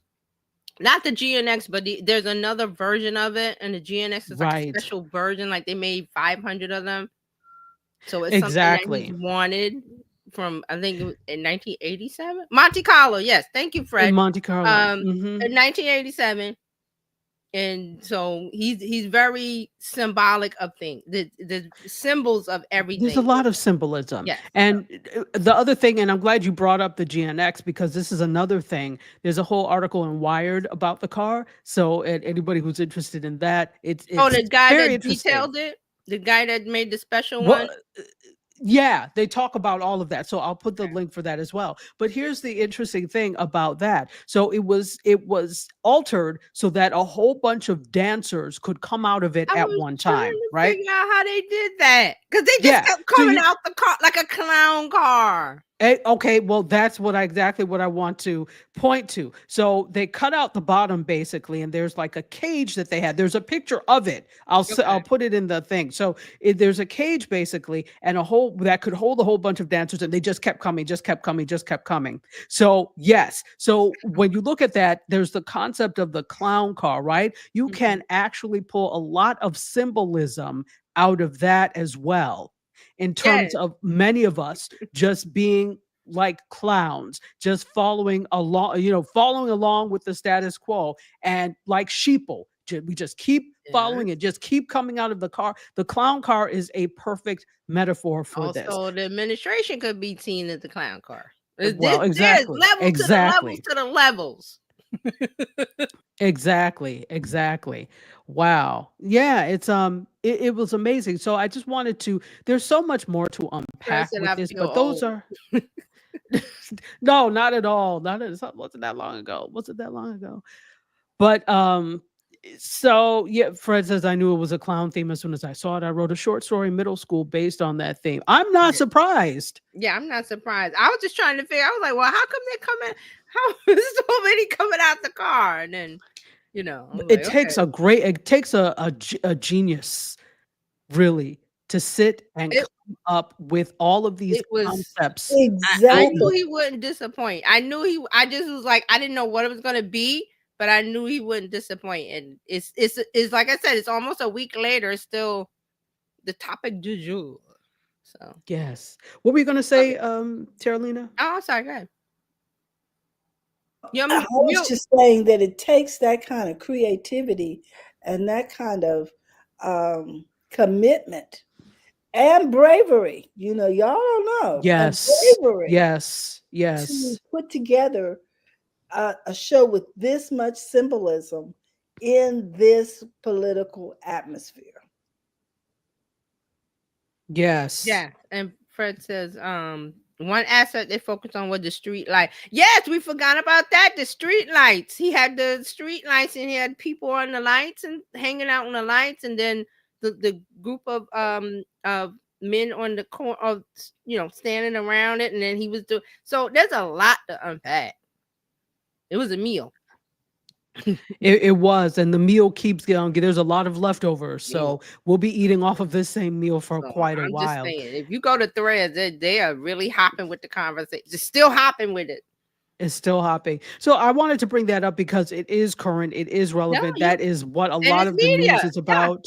Yeah. Yeah, and it is media. So watch my timeline for some of the other stories if you are interested. And that's what I have for you for today. There you go. Wow, this is a really good conversation today. I think so. I agree. Agreed. Yeah, this was amazing. And I think it's just really apropos that it's taking place in the month of February. Oh yeah.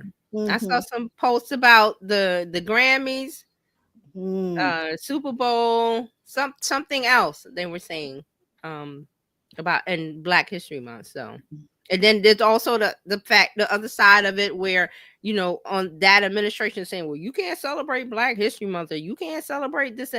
Yes, we can. We don't need your permission. We were celebrating it before it became a national thing. Thank you. We're going to continue. It started in the basement of churches. It's not going to stop. Yeah, I was like, you can pull down whatever in the government office. Yeah, whatever. That's not the driver. And take us out of your history books, but it's still in our heart and in our history. That's why it's so important to make sure that you share this oral history as well. Yes. Mm-hmm. Yes. So the story continues. I love it. The story continues. Well, this has been an exciting week. TikTok is back. It's happening. We want to say thank you for tuning in today. Now, we'll be back here next Friday to talk more about tech and media and social media, things to keep you up to date, keep you so you can make some wise decisions about how you're going to spend your time in your life. Just real quick, I just want to say, because I see a lot of people saying about social media and not needing it. Yes, you can run your business without it, and there are people that do that, and that's great. But what I'm saying is, if you want more, if you want to increase your audience, if you want to increase what you have, embrace it and find your way through it. And just like you said, like we were talking about the Kendrick Lamar story, why it was such a big deal, because he's relatively unknown to those not in the hip hop community or rap community. If you don't pay attention to it, you didn't know who he was. But now, because of the marketplace attention, the buzz, the talk elevated to, art, here we are. So, and a driver of that is online. Online drove that. So yeah, that's why we're here. Thank you, Fred. We're here to help you take the hassle out of your hustle. That is one reason why we're here, and you need information to do that. So become a part of the BizChicks community so that you can be notified. Subscribe to the YouTube channel. If you enjoyed this, give it a thumbs up and turn on your notifications so you'll know when we go live the next time. We are looking forward to next week. TJ will be back here on Tuesday with some social media stuff. We get down in the details on Tuesday on how to do your social media. Dr. Tatcha, you can always find her on Mediascope and on indiesoupmedia.tv. And once again, you can find us on bizchicks.net. So thank you for tuning in. We're looking forward to our next time together. And Have a wonderful weekend. You got, happy Valentine's Day, Oh people. yeah, happy Valentine's Day. Mm-hmm. Yes, from my heart to yours. Yes. Happy Valentine's Day. Have Let a me good see if one. it's gonna Oh work. yeah, you can do that with Oh, there you go. Let's see. Oh, Yay, yeah, it worked. there you go. Happy Oh, okay. Valentine's Day, everybody. There you go. Have a good one. Bye. Bye-bye. Bye-bye.